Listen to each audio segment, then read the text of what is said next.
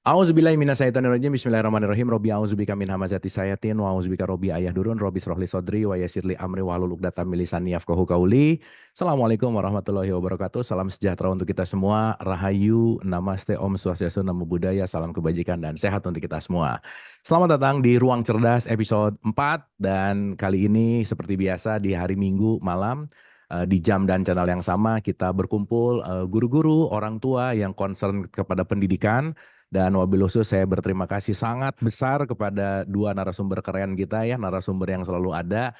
Ada Kohen dan ada Dokter Rama. Kita tepuk tangan dulu dong buat narasumber keren kita malam hari ini, Kohen dan Dokter Rama. Oke teman-teman, malam hari ini seperti biasa kita akan berdialog, kita akan sama-sama belajar lagi dan spirit kita seperti biasa bagaimana menumbuhkan kesadaran gitu dengan salah satu, kenapa sih Ruang Cerdas ini hadir?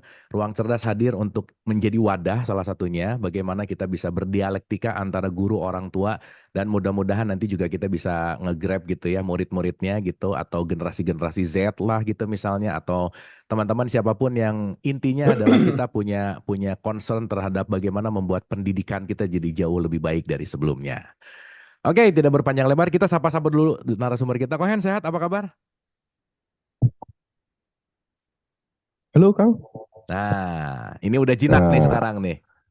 udah sementara. Mudah-mudahan Sementara, lancar. mudah-mudahan lancar. Oke, Kohen, Ya, thank you sudah sama-sama. menginvestasikan waktu buat kita belajar. Dokter Rama, gimana nih psikiatri paling laku dunia akhirat kita nih? Sehat, Pak Dokter? I'm fine, thank you. I'm fine, thank you, Dok, thank you. dokter Rama nih kayaknya makin banyak pasiennya ya. Jadi Thank you, teacher, thank you. Ini teacher ini luar biasa ini, Masya Allah. Pokoknya kita siap-siap menuju Manchester ya. Oke, Nah Dok iya, ya. itu buat Mursid. Thank you, teacher Mursid ini, Masya Allah.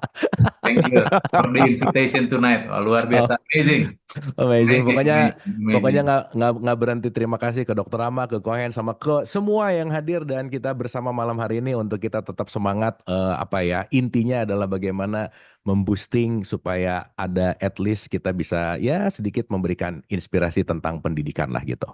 Oke, malam hari ini kita akan dengar dulu tema dari Kohen dan nanti mungkin kita dilengkapi sama juga apa Dokter Rama gitu. Dan nanti kita akan berdialog seperti biasa dan selamat datang sekali lagi buat guru-guru orang tua yang hadir malam hari ini menyaksikan mau di Zoom, mau di TikTok atau di YouTube.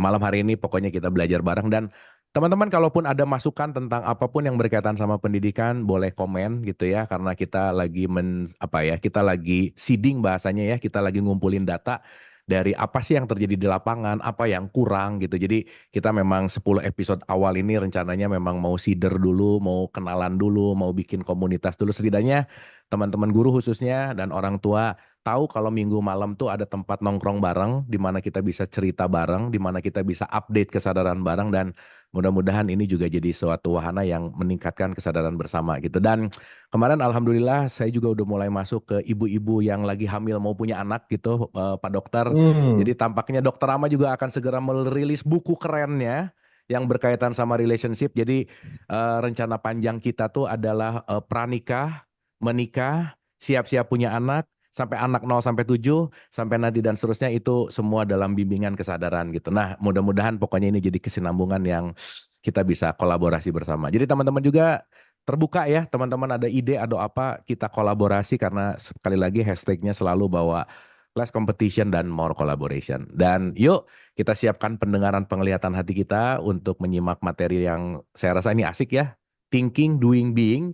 Ini kemarin Kohen udah memberikan stimulasi gitu ya apa konteksnya tentang betapa pentingnya dari konteks dari thinking ke doing ke being. So tidak berpanjang lebar kita tepuk tangan buat Kohen.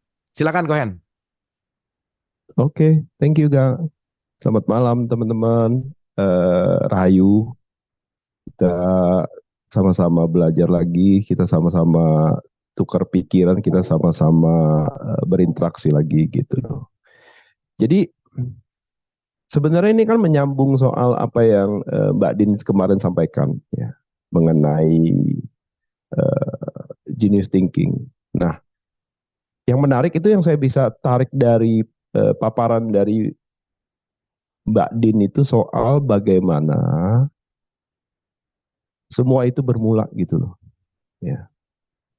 Jadi ini pandangan perspektif subjektif saya yang ingin saya share, yang dimana ini adalah cikal bakal dari eh, apa yang saya sharing ke Kang Abu, sehingga lahirnya sebuah tempat belajar, yaitu Ruang Cerdas gitu loh.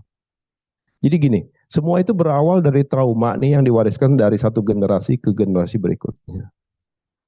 Ya, jadi eh, trauma ini diteruskan, dan ini juga saya alami dari kakek saya, dari ayah dan ibu saya, ya, sampai diwariskan ke saya. Tetapi saya tergolong yang beruntung, ya, karena saya tidak separah yang seperti ada di gambar ini. Mungkin teman-teman tuh ada yang lebih parah, mungkin ada yang juga lebih beruntung gitu. Ya, karena eh, luka batin yang diwariskan ke saya itu tidak terlalu begitu berat untuk bisa saya lampaui sendiri. Yang pertama itu adalah soal eh, luka-luka batin inner child yang terjadi dari turun temurun, dari kakek ke ayah saya dan ibu saya, dan itu diteruskan. Nah, pada saat diwariskan, ya, sebenarnya banyak sekali luka-luka batin itu yang menjadi anchor emotion, jadi emosi dasarnya, anxiety, takut, apati, kesedihan, rasa bersalah dan sebagainya. Nah, ini diteruskan nih dari kakek saya ke orang tua saya, dan saya pun tanda kutip menerima warisan-warisan itu, walaupun tidak seberat dari rekan-rekan yang waktu saya ajak bicara diskusi gitu. Nah, di titik spiritual awakening itu timbullah sebuah kesadaran kalau ini sepertinya harus stop di saya gitu, ya, harus stop di saya, karena pengalaman spiritual awakening itu menghadirkan sebuah sudut pandang yang cukup, ya, bagi saya itu bisa sampai ke titik generasi berikutnya, ya. Jadi saya coba, pertama adalah menyembuhkan diri sendiri, selesai dengan diri sendiri, sehingga warisan-warisan emosi yang tadinya mengakar, ya, dan menjadi dasar itu sudah berkurang pada saat saya mulai mulai membersamai anak saya gitu. Nah, yang diwariskan itu lebih ke ranah cinta kasih. Karena saya kehilangan waktu sebenarnya. Waktu dari umur 7 tahun sampai ke umur 40 waktu spiritual awakening. Saya kehilangan banyak waktu hanya untuk kembali menjadi diri saya sendiri yang unik dan otentik.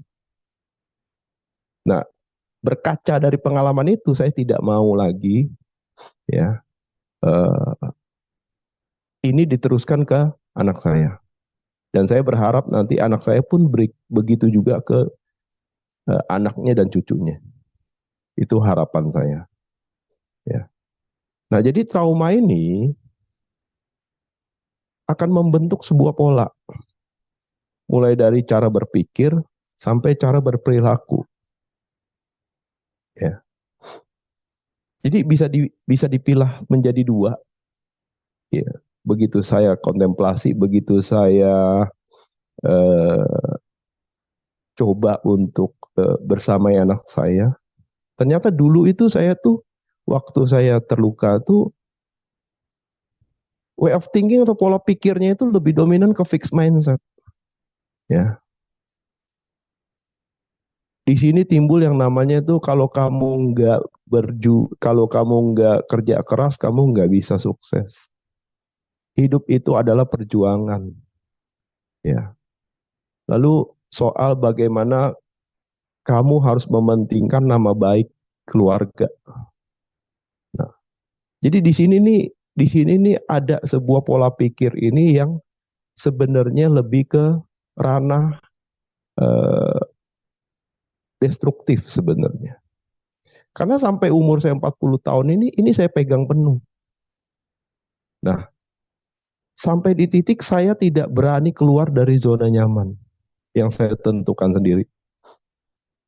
Hanya untuk mengeksplor diri sendiri aja, saya nggak berani. Gitu. Selalu ada yang namanya kecemasan, ada yang namanya ketakutan, ada yang namanya tak berdaya, apati, hanya untuk mengenal potensi saya yang yang sudah ada di dalam diri. Nah, ini sangat bagi saya ini ternyata sangat memprihatinkan ya. Sehingga yang saya ingin coba usahakan itu adalah tidak meneruskan itu ke generasi berikutnya, yaitu anak saya. Nah, tetapi bagi anak-anak yang sudah tanda kutip itu mendapatkan berjodoh dengan orang tua yang berkesadaran yang sudah selesai dengan dirinya sendiri, ya, cara pola berpikirnya itu dia lebih ngeflow, dia mengalir, ya. Artinya dia bisa mengeksplor tanpa harus membuang waktu hanya untuk menjadi diri dia sendiri. Dia bisa berekspresi, dia bisa berkreasi, dia bisa kreatif, sehingga dia bisa menemukan keseimbangan, baik di dalam maupun di luar diri, baik di diri dia sendiri maupun di keluarga, di lingkungannya dia sendiri. Nah, ini keseimbangan ini sangat penting. Kenapa ini sangat penting? Karena pada saat seimbang, ya, antara hidup, antara pekerjaan, tugas dengan kehidupan diri, pertumbuhan itu akan mulai hadir. Ya. Fokus itu akan mulai lebih hidup fokusnya. Karena dia hanya fokus untuk explore, mengalami, gitu, tanpa harus berhenti di depan pintu ketakutan dan juga kecemasan. Nah, dari way of thinking itu, dari pola pikir akan berujung ke way of doing atau berperilaku. Nah, kita kembali lagi melihat pola yang berbeda dari dua anak yang mendapatkan perlakuan yang berbeda. Dari orang tua yang belum selesai dengan dirinya sendiri, yang belum bisa jadi being, dengan orang tua yang sudah selesai dengan being. Ya. Cara perilaku dalam kehidupannya itu dia lebih pasif kalau anak-anak yang kurang beruntung karena orang tuanya masih dalam proses berkesadaran. Akan ada yang namanya itu pola survive dan adaptif, yang dimana hidup itu hanya mengulangi dan juga makin mengulangi dia makin bertambah penderitaannya. Jadi sama sekali tidak ada pertumbuhan bagi jiwa. Dan dia cenderung survive seperti di ujung tanduk. Nah, ini menarik ya. Karena proses kehilangan makna diri ini terjadi nih pada saat survive. Sampai di titik sepertinya ini antara ada dan tiada. Itu dekat sekali. Ya. Dan paling kalau mentok-mentok itu dia hanya bisa beradaptasi.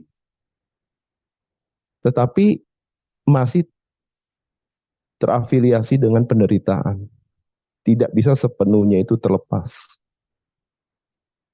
Misalkan dia keluar dari warna survive, dia masuk ke adaptif, dia harus mengorbankan satu dan dua hal, satu atau dua aspek dalam kehidupannya hanya untuk bisa lebih baik daripada survive. Contoh misalnya adalah pada saat dia survive dalam masalah ekonomi, ya, dia harus mengorbankan hubungan dia dengan waktu dan hubungan dengan keluarga, karena dia harus bekerja keras. Bisa juga dia harus mengorbankan kesehatannya sendiri. Nah, ini udah menjadi sebuah pola nih yang destruktif, ya. Tetapi di sebaliknya itu ada yang namanya perilaku aktif dan kreatif. Jadi energi cinta kasih dari orang tua itu mampu, ya, memberikan sebuah kebebasan bagi si anak untuk eksplor, berekspresi, berkreasi, mengalami tanpa harus ada ketakutan. Ya. Dan di sini kreativitas ini muncul. Dia bisa membuat pola untuk dia bertumbuh dengan sendirinya, sesuai dengan karakternya dia, gitu loh. Karena orang tua yang sudah selesai itu dia tidak akan memaksakan anak itu untuk menjadi seperti dia. Ada proses di mana orang tua itu sadar kalau dia hanya sebagai sahabat atau teman dalam perjalanan hidupnya, gitu loh. Jadi temanya adalah membersamai si anak. Dan sampai di titik anak itu akan bisa, paling tidak itu dia punya kendali atas emosi, atas pikiran, dan juga atas pilihannya sendiri, gitu loh. Nah, di sini dia akan lebih mudah untuk cepat bertumbuh. Nah, ini pun yang akan mengarahkan apakah si anak akan kembali menjadi dirinya sejati atau tidak menjadi. Ya. Dan selisih antara ini sebenarnya cuma satu, yaitu makna.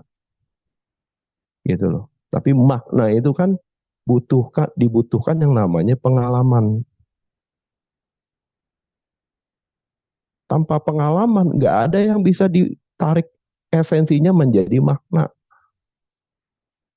Nah, jadi karena apa? Karena yang di anak-anak yang harus menerima warisan itu, dia harus selesai dulu dengan luka-luka batinnya itu.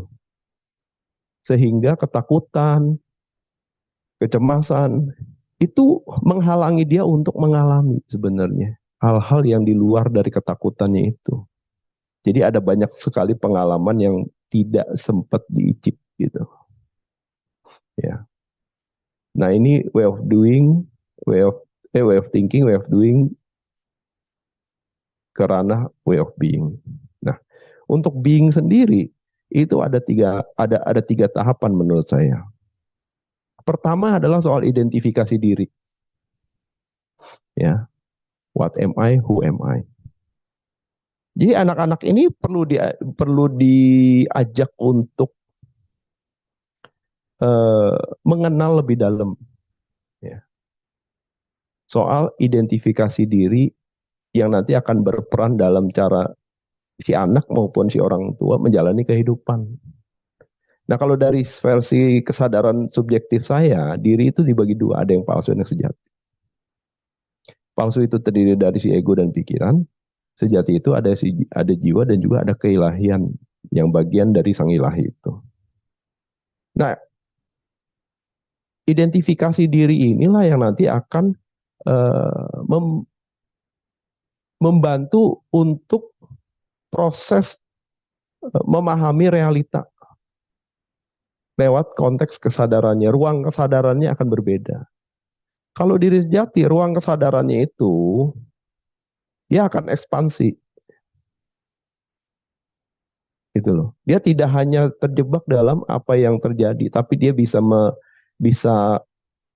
melihat apa sih makna di balik peristiwa yang terjadi itu dari realita itu. Nah, sehingga konteks atau ruang kesadarannya dia akan bisa bertumbuh, akan makin luas. Nah, proses identifikasi diri ini nanti akan membantu sekali. Ya. Nah, kalau dia dari sudut pandangnya dari sebagai identitas sebagai si diri palsu, maka ruang kesadaran dia akan menyempit.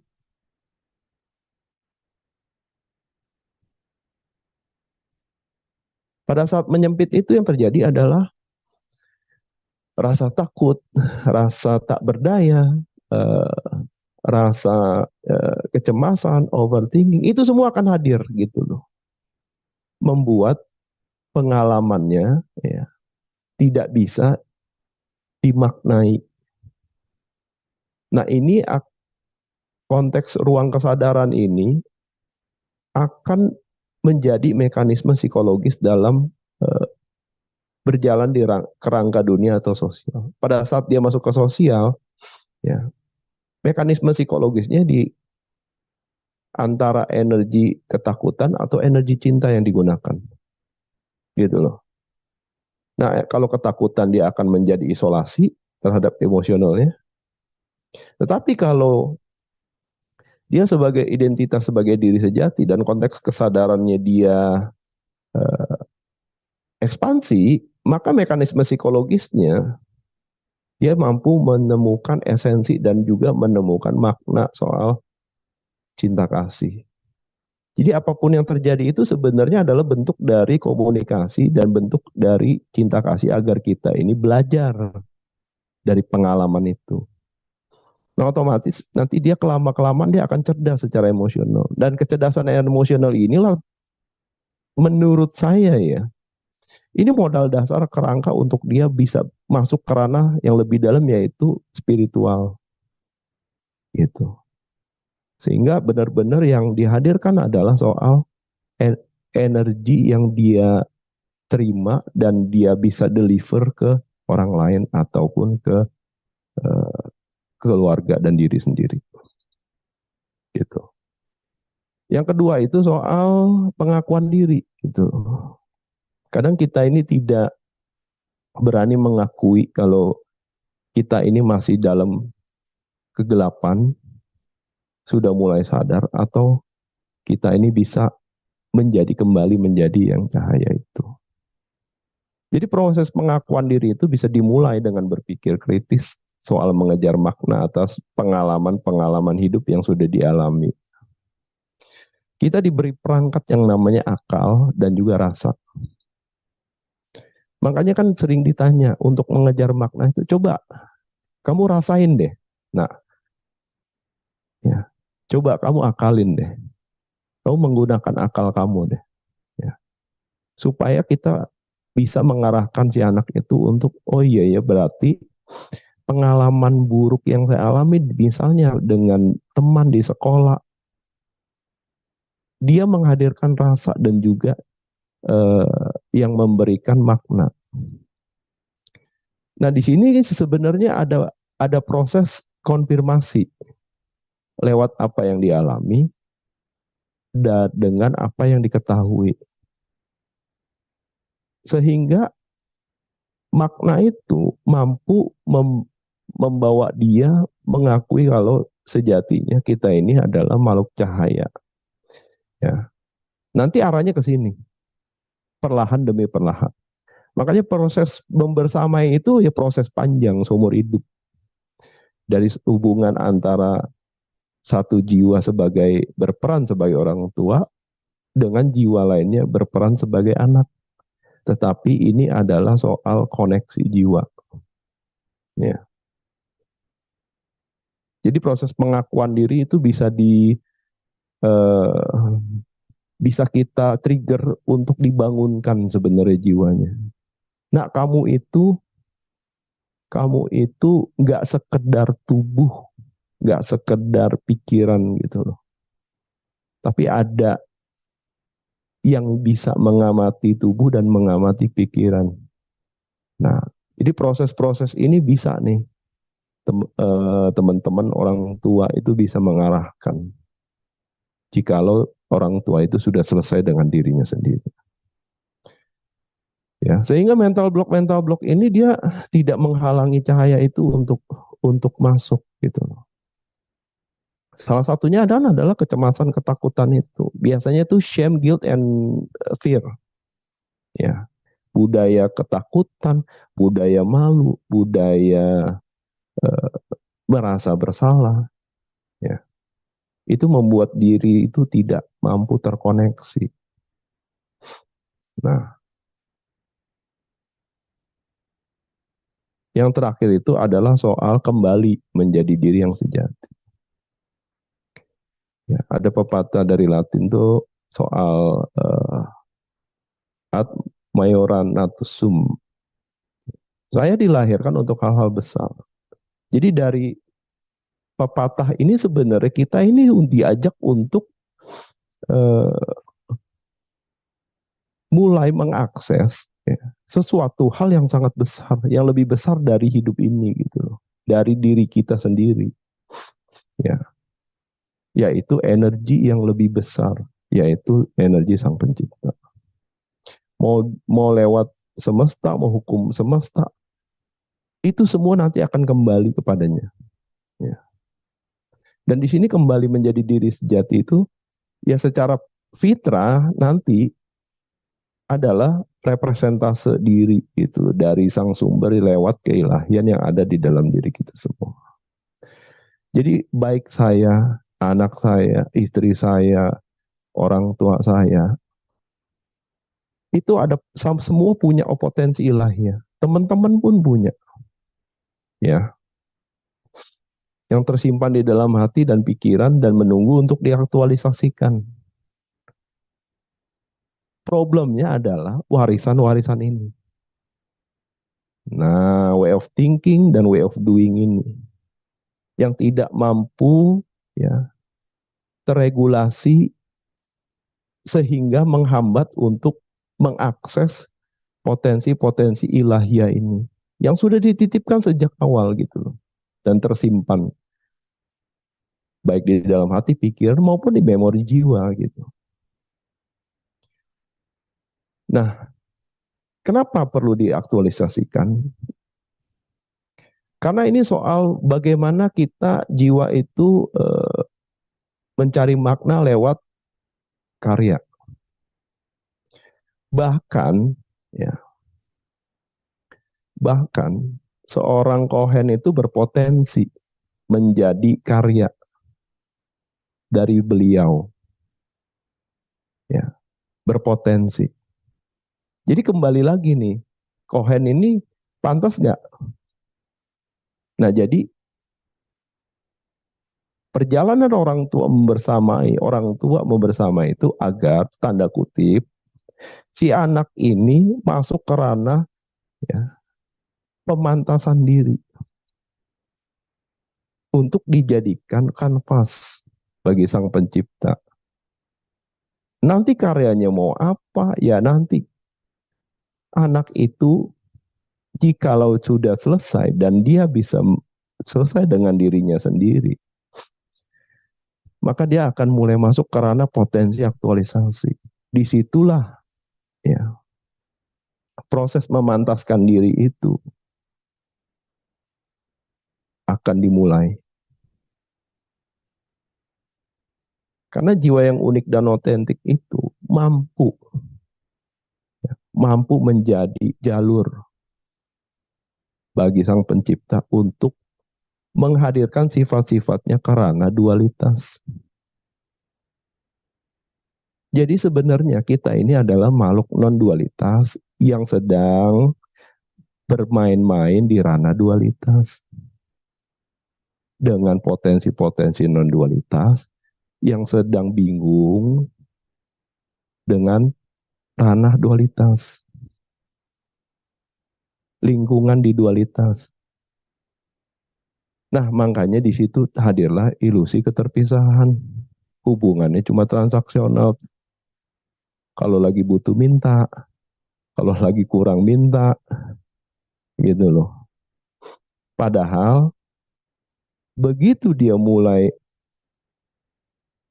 menyelesaikan apa yang harus diselesaikan, mental block, belief system yang salah, dan menemukan kebenarannya,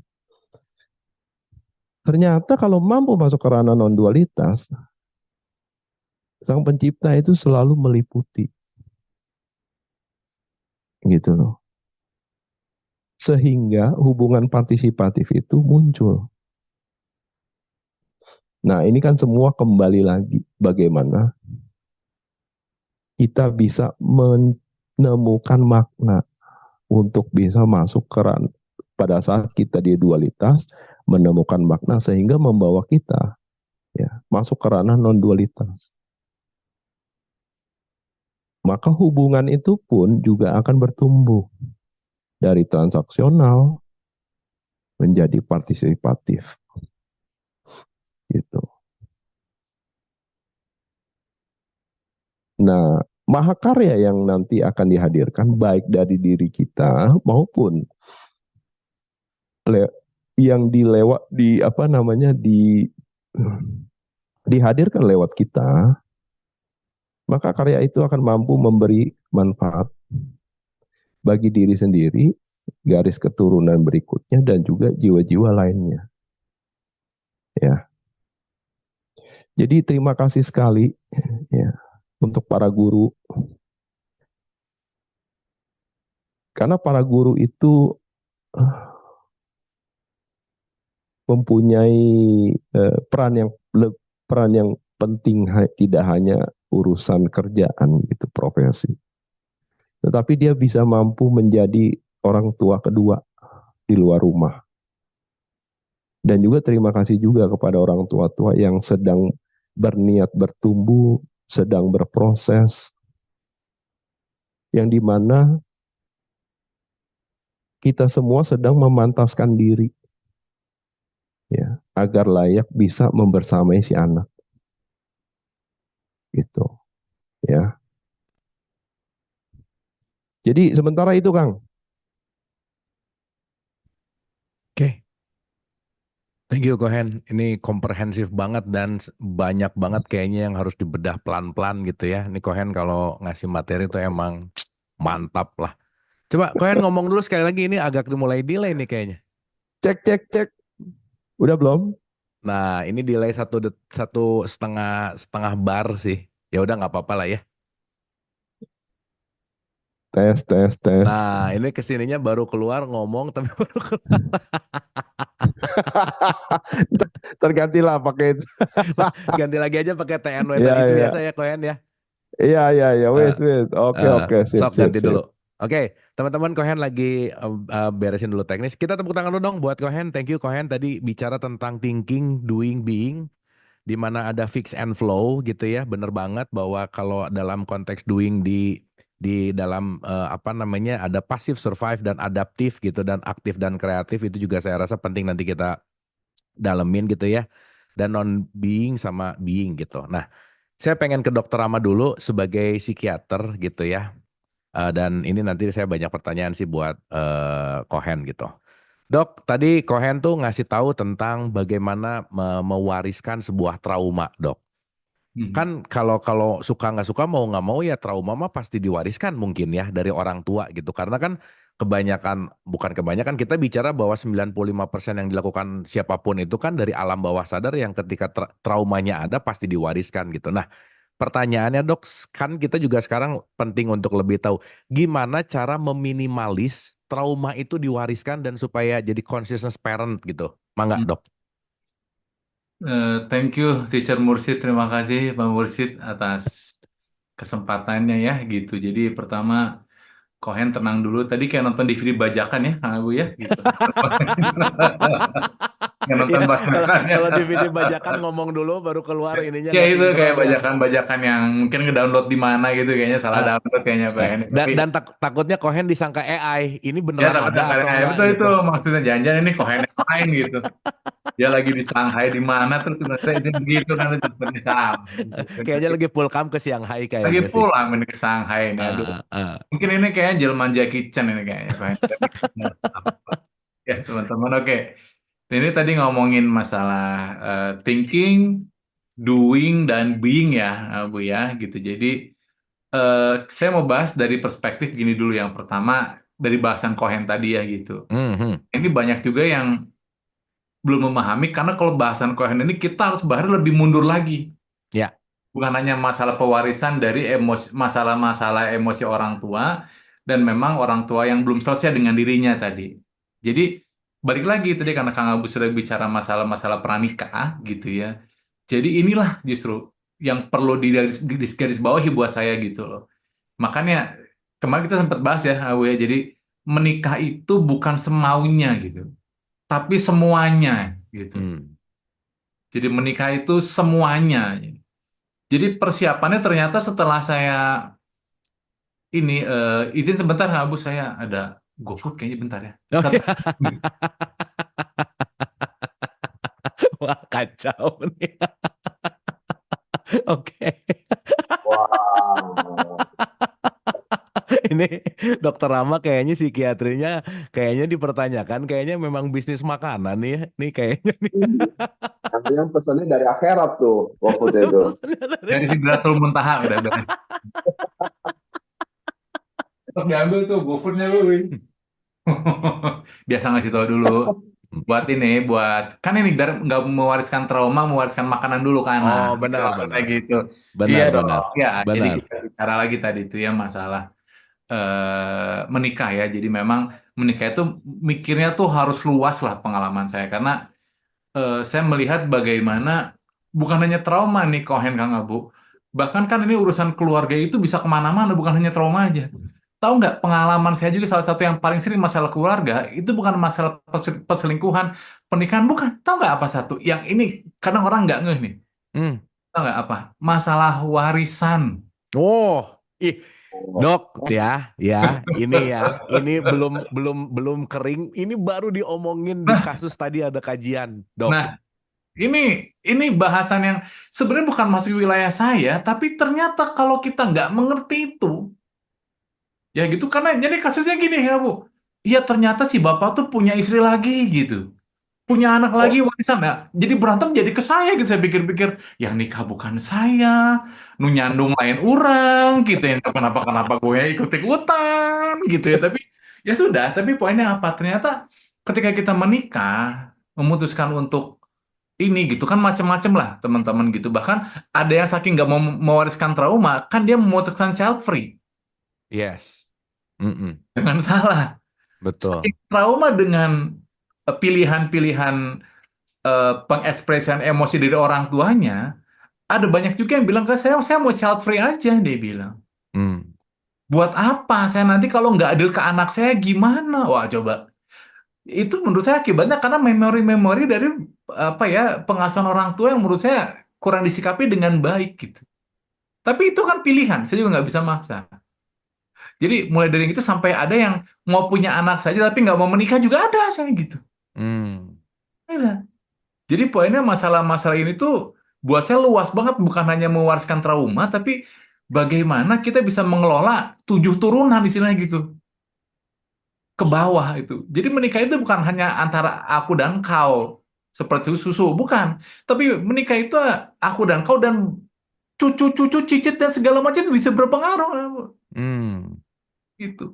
Jadi bukan hanya trauma tapi harus tarik ke belakang. Jadi memutuskan menikah itu teman-teman. Ya bukan hanya untuk meminimalisir trauma, bukan hanya masalah pola asuh tapi bahkan ke warisan harta ke bawah-bawahnya, kebayang nggak Oke. ribetnya kayak apa.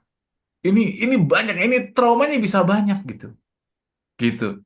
Nah makanya begitu tadi Kohen bicara masalah warisan urusan trauma dan segala macam gitu, yang paling penting buat saya untuk meminimalisir gimana, ya balik lagi gitu ya, harus terus belajar, harus terus apa ya, ikut acara-acara ruang cerdas gitu buat saya gitu. Biar apa? Biar mereka sadar harus harus sering-sering dengerin Kohen ya gitu. Kan yang jadi masalah gini Kang Abu Kohen, nggak semua orang tua itu menyadari bahwa mereka tuh punya masalah itu aja dulu. Dok, Balik saya potong sedikit, Dok. Ini ya, ya. relate banget. Ini Hah? relate banget dari komen teman kita di TikTok. Anak saya sempat ngomong nanti nggak mau punya anak lagi, nggak mau punya anak karena takut mengalami apa yang dia alami, Dok, katanya, Ya Dok. Nah itu. ini langsung nih contohnya ada, Dok. Nah, jadi gini ya, jadi kan tadi kita ngomong thinking, doing, dengan being. Nah, ini saya kasih contoh gitu ya di dalam dunia kedokteran nih. Kan saya jadi dokter itu awalnya itu kuliah dulu sarjana S1 kan. Di situ kita hanya thinking kan. Jadi Oke. berpikir sebagai dokter. Oke. Kita diajarin tuh ya, kita diajarin dulu tuh ya, apa itu anatomi, apa itu fisiologi, apa itu yang disebut dengan penyakit dalam, apa dengan organ-organ dan segala macam. Begitu beres kita kuliah, itu hanya thinking, belum doing kita. Ya, nah doingnya itu kita waktu asisten waktu dokter muda tuh. Hmm. Kita mulai diajarin itu, kita mulai memegang manusia, karena teorinya udah tahu dulu, gitu. Ya, doing sebagai koas kita memegang manusia, mulai menganamnesis, mulai mewawancara dengan terpatah-patah, istilahnya mau ngobatin orang yang tifus aja ribet banget gitu, karena kita harus nanya satu-satu kan, Hmm. gitu. Ya, jadi itu butuh proses. Itu pun dalam waktu 2 tahun baru bisa diselesaikan jadi koas itu.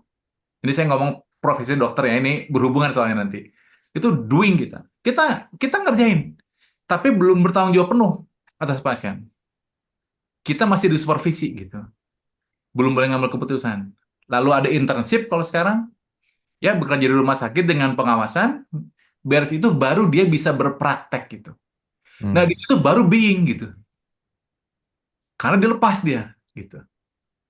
Ya, dia mengalami sendiri bagaimana, karena saya pun baru ngerasa being, ngerti being itu baru setelah menerima apa ya, hidayah dari Paduka Mursyid, baru ngerti being dari Tuhan, itu baru ngerti saya being itu apa. Ternyata ini yang sedang saya lakukan setelah saya lulus jadi spesialis itu being gitu. Terus Oke. saya kan nggak ngerti pemahaman terminologi, saya nggak paham gitu. Karena Oke. tadi pengalaman dulu baru pengetahuan kata Cohen kan, kalau saya gitu. Hmm. Gitu. Jadi saya hanya berpikir dia sebagai dokter ya udah gitu, ngobatin pasien gitu, meriksa pasien. Tapi ternyata dokter itu proses thinking, doing, dan being gitu. Jadi banyak dokter-dokter juga yang memang hanya sampai ke wilayah doing, nah, Bu.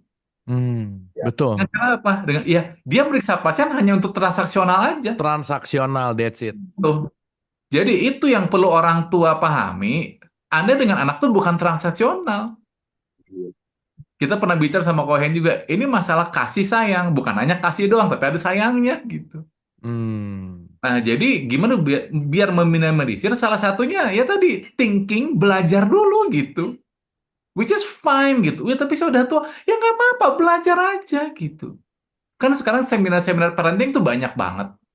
Walaupun saya tahu ilmu parenting tuh nggak ada yang paling sempurna, nggak ada gitu. Makanya kalau saya agak ini dengan bahasa mursid lagi gitu ya, kan pernah diajarkan lakot holana fi ansani takwim gitu ya, bener ya Kang Bu ya gitu. Tuh, tuh. Dalam bentuk sebaik-baiknya gitu kan. Dalam bentuk yang sebaik sempurna. Jadi gini, saya bilang manusia itu nggak sempurna gitu. Tapi dia punya potensi untuk jadi sempurna gitu. Hmm. Penghalangnya apa? Itu trauma dan segala macam tadi yang Cohen bilang gitu. Oke. Itu sama manusia itu punya potensi jadi sempurna. Yang jadi masalah ketika dia apa ya, terbariskan trauma-trauma yang tidak baik gitu, ya terpenuhi dengan dualitas-dualitas, ya dia nggak punya potensi jadi sempurna gitu. Gitu. Makanya orang tua yang gini, kalau mau tahu bagaimana ciri-ciri orang tua yang sudah sadar dan belum, gampang buat saya. Hmm. Ketika mereka ada itu ganggu atau bantu gitu aja. Ganggu anaknya atau bantu Ya anaknya gitu. gitu gitu aja. Kalau anak yang ngerasa kok ada orang tua jadi ganggu, berarti ya orang tuanya belum punya kesadaran kalau bahasa gue. Oh, keren, Tapi kalau anak merasa dia udah punya membantu, berarti udah punya kesadaran orang tuanya. Bener, bener, bener. Kalau udah, aduh, si papa datang gitu, ini si mama datang, nah itu berarti ada yang salah tuh gitu. Oke, ngerti, ngerti, ngerti. Iya, iya, iya, Gitu. iya, iya, iya, iya, Jadi iya. orang-orang yang udah sadar, itu dia pasti banyak bantu orang. Kalau belum sadar, banyak ganggu gitu. Ini pengalaman saya sebagai dokter, karena aja juga dokter yang ganggu banget ya orang ini gitu. Hmm. Walaupun dia tuh lagi meriksa itu akan kerasa gitu. Gitu. Jadi Oke. jadi meminimalisirnya gimana? Meminimalisir ya itu tadi menurut saya gitu. Untuk jadi eh, minimal ya kita sebagai edukator-edukator di sini memberikan acara-acara apa ya, seinvasif mungkin buat saya gitu. Karena kita nggak bisa membuat mereka jadi sadar penuh kalau nggak ada apa ya, acara-acara kayak begini gitu. Hmm. Karena kan untuk mereka jadi sadar pun tadi butuh butuh pengalaman lagi gitu mungkin kadang-kadang gitu loh. Karena ada Berarti, sih orang tua yang gini, kamu jadi yang hmm. setelah berapa kali membawa anaknya baru oh iya ya gitu. saya tuh salah ya. Gitu kayak kemarin yang saya cerita, Bu ya. Jadi ada seorang anak umur 28 tahun yang terganggu banget karena tiap 2 jam ibunya ngingetin dia sholat gitu. Betul, betul. Jadi saya bukan mau ke wilayah sana, cuma ini anak merasa terganggu sekali karena tiap 2 jam ibunya ngingetin sholat, sieun teu sholat gitu. Takut nggak sholat katanya. Karena katanya kalau saya nggak ngingetin sholat, nanti ibu durhaka masuk neraka begitu. Jadi anaknya harus dipastikan untuk sholat. Jadi begitu. Jadi dan ketika seorang tua itu banyak controlling Kang Abu, Kohen dan teman-teman, pasti dasarnya kecemasan udah gitu aja. Hmm. Jadi kita nggak bisa nyalahin mereka juga. Karena dasar mereka adalah kecemasan. Ketika orang kecemasannya tinggi, pasti controlling. Udah gitu aja rumusnya. Jadi kalau ada yang apa ya, posesif tuh kecemasannya tinggi gitu. Pahami aja dulu gitu loh. Fix, itu fix. Ya, Yes. jadi kalau posesif ya, kamu di mana? Udah makan belum? Wah, udah minum belum? Wah, ini belum lah. Semua ditanyain. Ya pulang jam berapa? Nanti gimana? Oh itu kalau orang tua ada yang gitu, pasangan itu fix kecemasannya tinggi. Hmm. Nah, itu yang tadi Kohen bilang. Kenapa jadi gitu? Karena warisan-warisan pola asuh dari, jadi bukan hanya orang tua ya, kadang-kadang kan anak ada yang diasuh oleh nenek, oleh kakek, oleh tantenya gitu. Tapi kemarin saya juga dapat yang begitu ya gitu. Jadi dia sama pacarnya tuh ini banget, pacar ngerasa gila loh katanya, gue telat 5 menit pulang aja gue diambek gitu, saya diamuk gitu. Pas saya tanya-tanya ternyata pola asuh dia waktu kecil neneknya seperti itu. Jam 6 sore maghrib dia mau main sepeda, awas Pak Mali, nanti ada gendorwo, ada ini, ada esatan. Nah itu kan anaknya jadi termemori bahwa setelah jam 6 itu peristiwa apa ya, menakutkan gitu, ditakut-takutin itu gitu loh. Ternyata itu nempel di memori luar biasa. Ini yang harus hati-hati. Hmm. Makanya untuk melepas memori-memori itu pun butuh apa ya? Butuh melepas yang sifatnya pelan-pelan seperti kue lapis itu gitu. Lapisnya dibuang pelan-pelan ya gitu. Jadi banyak orang sekarang itu bekerja itu dalam konteks untuk memperlihatkan kosmetiknya, bukan otentiknya, saya lihat gitu. Hmm.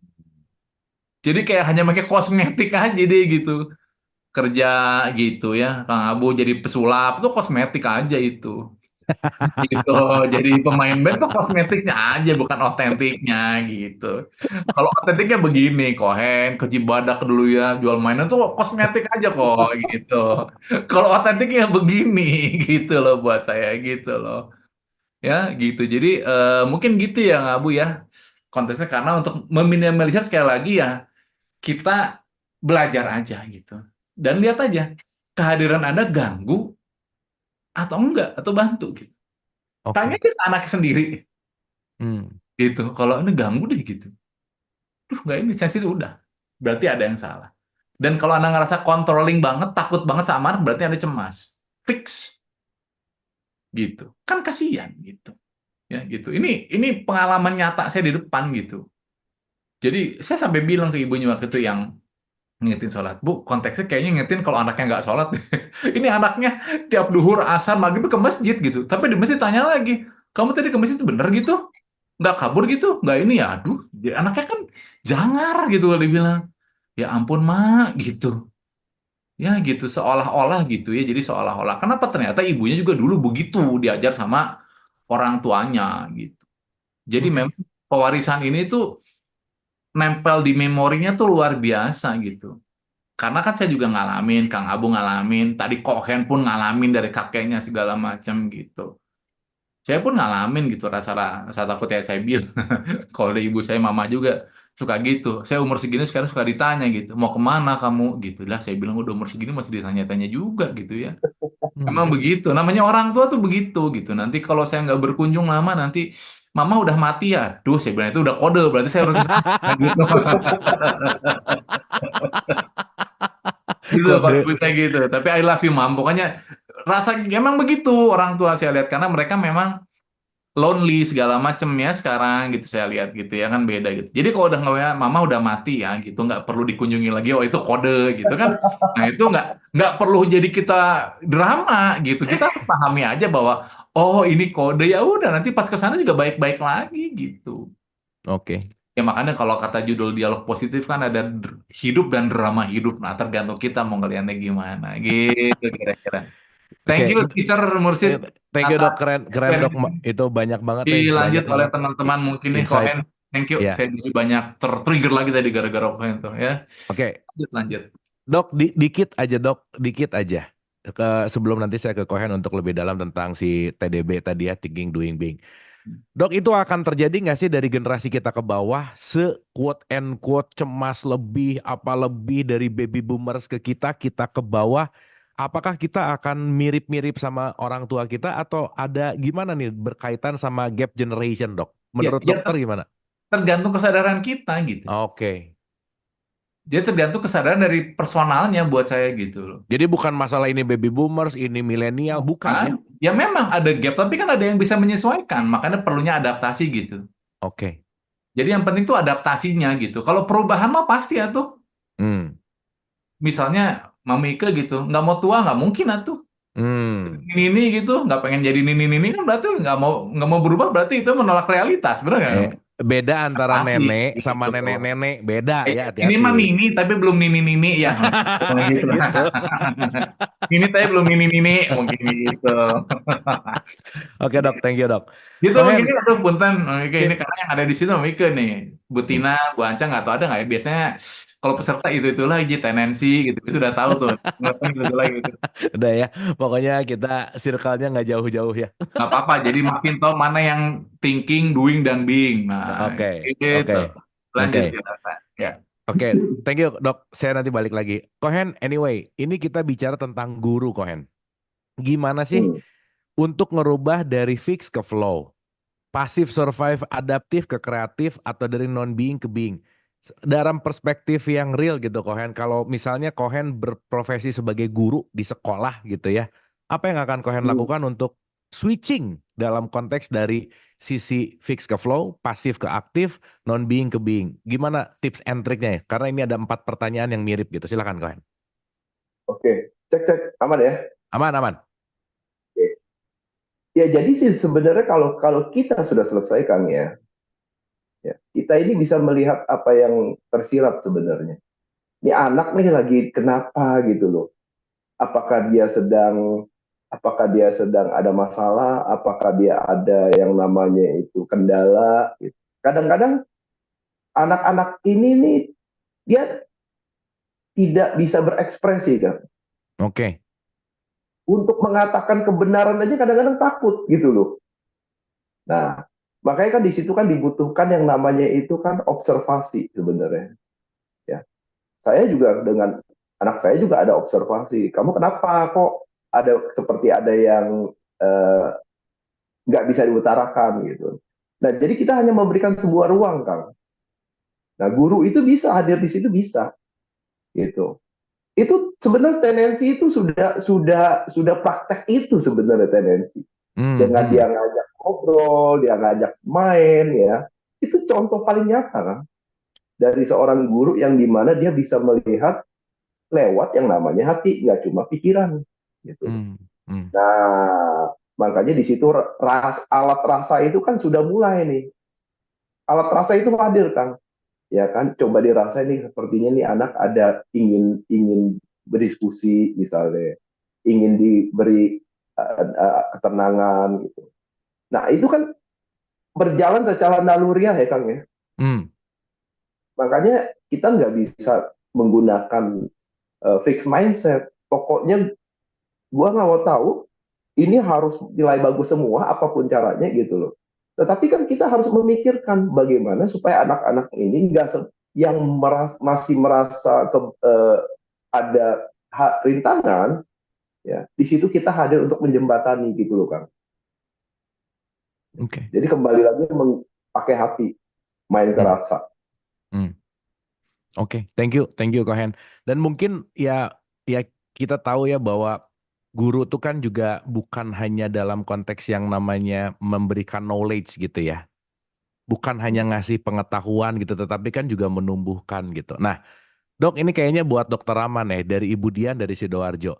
Ketika saya menyadari dan mulai berbenah diri atas kesalahan yang saya terapkan kepada sistem pendidikan yang menjajah anak sehingga menimbulkan trauma dan depresi terhadap anak, Hmm. gimana ya caranya untuk mengajak anak untuk sama-sama bertumbuh dan sama-sama memperbaiki diri, sedangkan si anak sudah menolak semua apapun nasihat dari saya. Wah, ini menarik, Dok.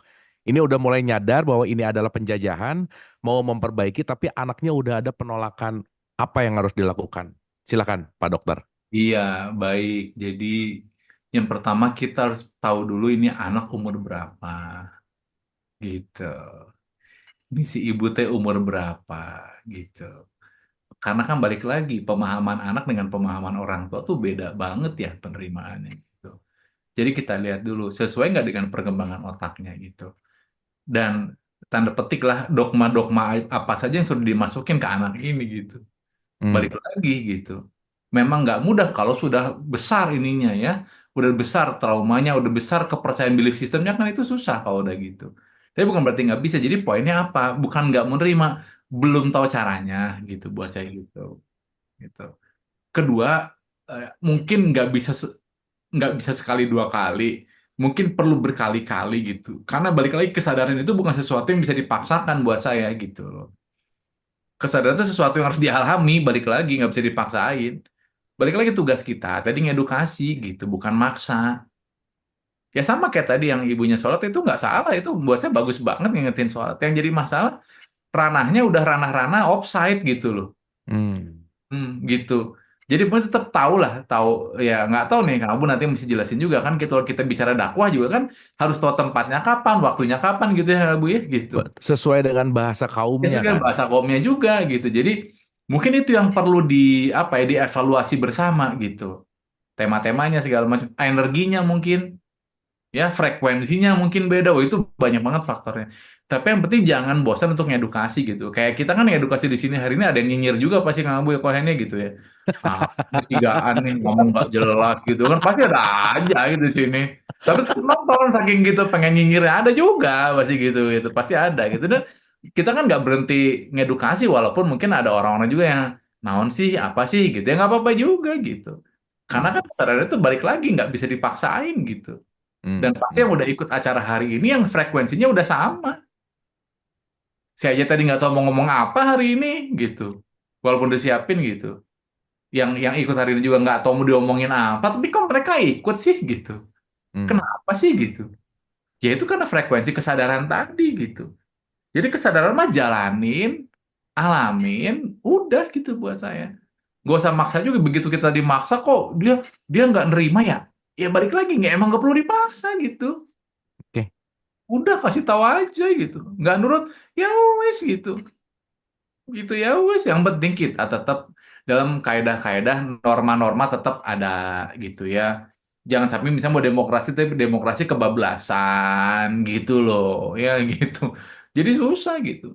Karena memang apa ya pengalaman saya sebagai dokter lah gitu terutama di psikiatri ini kan mengedukasi orang tua kadang nggak semua juga nerima gitu perkataan saya gitu. Ba- Dipikir-pikir saya juga kan ya tadi bahasa bisa dan dibisakan itu ya gitu. Saya pikir saya teh hmm. sekolah jadi psikiater teh 12 tahun, 13 tahun gitu ya.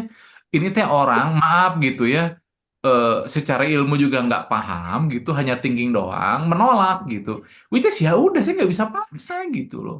Hmm. Nggak bisa ini gitu. Ini perlu ke ini dulu, ini. Ya, ya terserah juga gitu. Awalnya lah, dulu saya sakit hati gitu-gituin. Anjir ya gitu, omongan gua. Ah ini teh dokter, waduh gitu. Saya tuh, gitu. Itu Anda lagi legek ya, Ah, Anda ya. lagi-lagi teh, lagi jadi caleg ya, caleg calon legek gitu, kira-kira begitu. Nah jadi gitu. Tapi, tapi ternyata saya jadi, oh iya ya, di situ kan baru belajar tuh, oh ini namanya nggak bisa memaksakan kehendak kita tuh itu. Tugas kita ngedukasi aja. Yang nggak bisa memahami itu, ya udah gitu. Nggak usah legek tadi, bener nggak usah sombong gitu. Karena balik lagi nggak bisa semua dipaksakan gitu. Ya, mungkin gitu ya, Bu. Oke, thank Teman-teman. you Dokter Rama. Kohen, Ya. dalam pengalaman subjektif yang benar-benar Kohen alami setelah Kohen mendapatkan awakening quote and quote ya, menjadi sadar Apa sih yang membuat Cohen ke Darren gitu misalnya ya, untuk merubah dari fix ke flow, dari pasif ke aktif, dari survive adaptif ke kreatif, dari non being ke being. Apa yang dilakukan Cohen sebagai seorang ayah untuk Darren bisa dalam tanda petik ada switching lah, tidak diwariskan dengan hal yang sama gitu. Gimana Cohen? Ya, ya. Oke, thank you, Kang. Jadi hal pertama yang saya lakukan itu sebenarnya adalah saya berkomunikasi dan menjelaskan kalau ya saya ini hadir untuk membersamai kamu gitu loh. Ya. Jadi pertama itu memang harus ada yang namanya itu di dalam diri itu mengakui, Kang. Selama ini saya sebagai orang salah nih gitu loh. Ya. Ngerasa salah Oh, dulu berarti kan? rasa salah dulu. Saya ngakui dulu. Walaupun tidak langsung ke anak ya, karena kan anak juga kan anak saya juga nggak ngerti gitu loh. Ya, saya ngakui dulu. Setelah saya akui terima, terus abis itu saya pahami, oh iya ternyata ya, ternyata ada cara yang lebih baik dalam perspektif berkesadaran membersamai si Darren gitu loh. Nah di situ saya merubah tuh. Ya nggak tahu kenapa ya Kang, itu pun jadi ngeflow Kang. Mungkin karena energinya, vibrasinya gitu ya. Sehingga kita bisa connect, dia pun open. Yang tadinya mungkin yes, no, yes, no, yes, no. Dan dia mulai ekspresif gitu loh. Dan ada yang namanya itu, saya sih di ranah rasa itu mulai ada koneksi yang lebih lebih dalam lagi ya. Karena di situ saya bisa mengarahkan dia. Yuk mau coba nggak meditasi misalnya? Kan dia lihat kan, ya ayahnya meditasi ngapain gitu. Nah dulu kan nggak pernah nanya kan, ya kan sekarang dia Hmm. lihat. Tapi ngapain tadi? Oh meditasi gini gini gini. Oh biar apa? Dia tanya. Di situ karena udah nyaman, ya interaksi itu berbeda kan. Nah dia bisa Hmm. bertanya, dia bisa ekspor tanpa takut harus disalahkan gitu loh. Ah kamu anak kecil nggak tahu apa-apa kan dulu kan begitu. Saya kan dulu begitu Hmm. kan. Tapi karena saya Hmm. sudah mengakui dan saya sudah selesai soal soal ketidaksadaran saya dulu, ya mungkin dia merasakan vibrasi yang berbeda sehingga dia open gitu loh.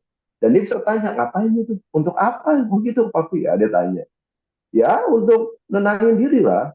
Kamu lihat ya papi udah mulai tenang, iya sih katanya. Nah, di situ saya ngajak dia gitu loh, kamu mau coba nggak? Kalau mau coba silakan, nanti papi ya, kasih arahan. Akhirnya dia coba Kang, walaupun belum lama tetapi dia komit untuk setiap hari ada sekali meditasi, Hmm.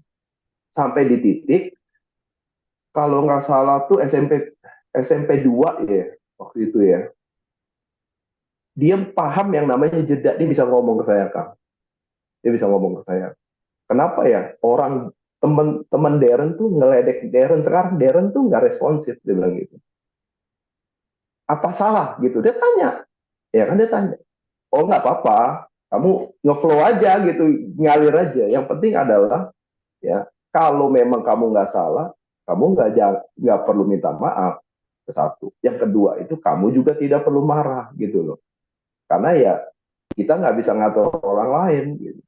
Nah di situ tuh pertanyaan-pertanyaan yang dimana soal bagaimana dia harus uh, thinking and doing itu lebih lebih lebih dalam kan pertanyaan itu ya.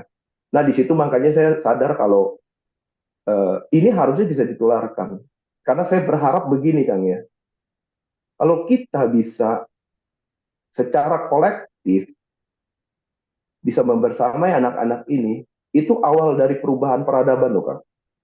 Karena Oke. dia akan memilih pasangan dia sendiri gitu Kang.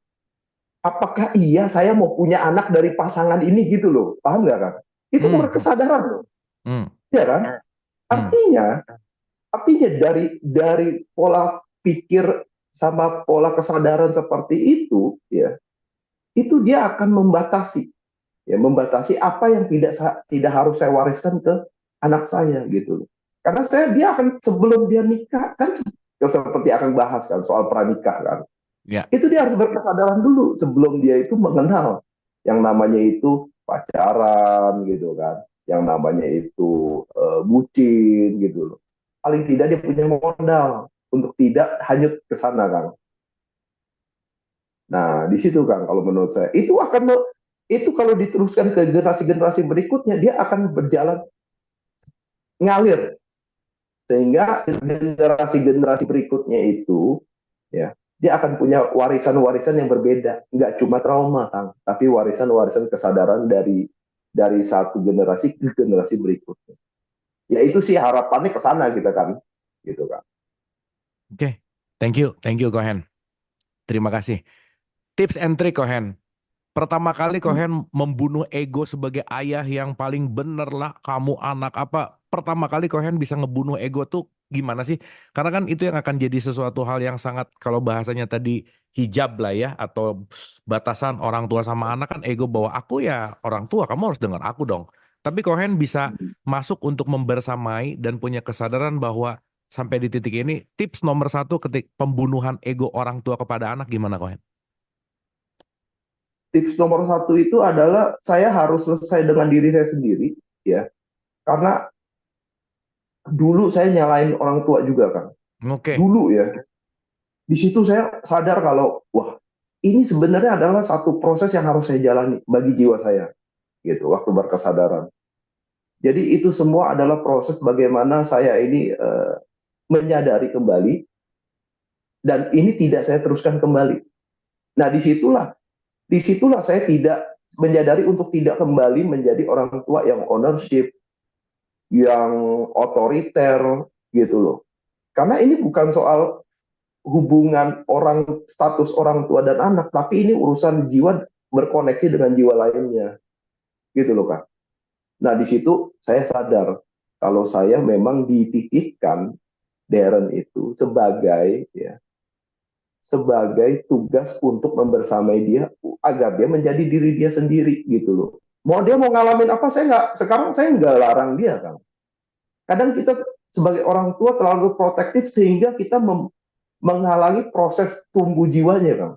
Dia jadi nggak ngalamin hal yang mungkin ya tanda kutip ya yang jelek gitu ya, sehingga dia tidak bisa memaknai sesuatu yang bagus. Nah, itu sekarang saya tidak lagi, saya biarkan dia itu, tetapi saya pantau dari belakang, gitu loh. Nah, saya lepas, tapi tetap saya berharap dia bisa belajar untuk tanggung jawab, gitu loh. Nah, jadi atur aja sendiri. Kayak belajar kayak sekolah gitu nggak pernah, Kang. Udah nggak pernah. Lu ada PR, lu ada ulangan, cuma nanya, kamu ada ulangan? Ada. Udah belajar? Belum. Nanti kamu atur ya? Iya. Nah, di situ dia melihat ada tanggung jawab, Kang. Karena saya cuma bilang, Darren, kamu ya jangan, yang penting tahu batas minimum angkanya. Yang penting adalah kamu jangan nggak sampai naik kelas, gitu aja. Itu aja. Mau nilainya berapa, mau rankingnya berapa, yang penting kamu lakukan yang terbaik. Kamu atur sendiri. Belajarnya atur sendiri, ya kan, bikin PR atur sendiri. Jadi saya berikan dia kebebasan, gitu. Karena dulu saya terlalu ngekang. Wah, ketakutan dulu, Kang. Takut nilai jelek aja, saya takut dicemooh sama orang tua lainnya. Saya dan istri seperti itu dulu. Malu gitu ya. Gengsi, Gengsi. ego, gitu. Sekarang nggak apa-apa. Pokoknya yang penting adalah dia tahu batas minimumnya di mana angkanya. Usahakan jangan di bawah itu. Ya sudah, gitu, Kang. Nice, thank you Kohen. Ini kayaknya pertanyaan untuk Dokter Rama, bagus banget pertanyaannya Dokter Rama. Dok, gimana saya tuh pengen punya anak tapi belum punya suami katanya. Nah, itu bagus pertanyaannya Dok.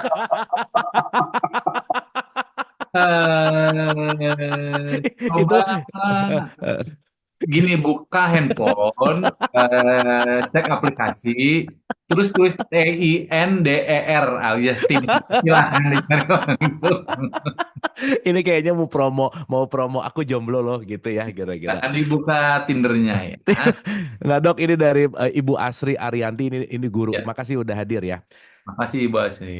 Sebagai guru semua dikatakan Kohen itu memang benar sih, siswa-siswa saya dari berbagai latar belakang keluarga rata-rata mengalami banyak trauma yang diwariskan dari keluarga, akibatnya mereka takut salah, overthinking, nggak percaya diri, nggak tahu mau ngapain setelah tamat SMA, nggak tahu cita-cita mereka, yang penting bisa nyari duit dan masih banyak lagi. Hmm. Nah, yang saya coba lakukan adalah mencoba memahami mereka dengan menjadi pendengar yang baik, berdiskusi dengan mereka, menjadi sahabat, teman, guru, ortu, dan pacar. Oh, pacar nih ya. Pacar buat Kalau mereka. Itu sih sejauh ini yang saya lakukan. Ini keren banget. Kita tepuk tangan dulu dong. Mantap banget.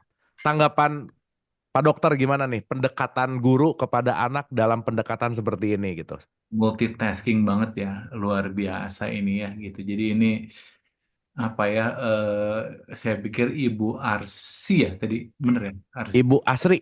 Asri ya, Ibu Asri Mm-mm. ini pasti orangnya humanis banget, saya tahu lah.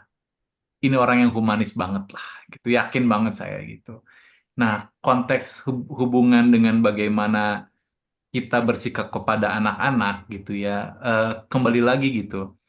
Karena memang anak-anak ini memang diwariskan tanda petik tadi dengan trauma-trauma dan apa ya perkataan-perkataan yang tadi orang tua yang belum punya kesadaran tadi ya kata Cohen gitu. Ya memang tugas kita membantu dia untuk melepaskan lapisan-lapisan traumanya aja dulu gitu loh. Tapi saya nggak pernah bosan mengatakan bahwa kita harus paham dulu filosofi-filosofi pertama mengenai orang itu kan sebenarnya sudah mencari jati dirinya tuh temanya sudah lama teman-teman gitu ya. Nah itu memang dimulai di usia-usia segitulah 15, 16, 17 gitu ya udah pengen tahu dirinya siapa gitu ya karena macam-macam kasus. Cuma begini, pokoknya teman-teman camkan aja ini karena filosofi ini yang paling penting ini buat saya gini. Dunia ini ada 7 miliar orang. Oke. 8 sih sekarang kayaknya 8 udah lah, nambah. 8 miliar lah ya. Mm-mm.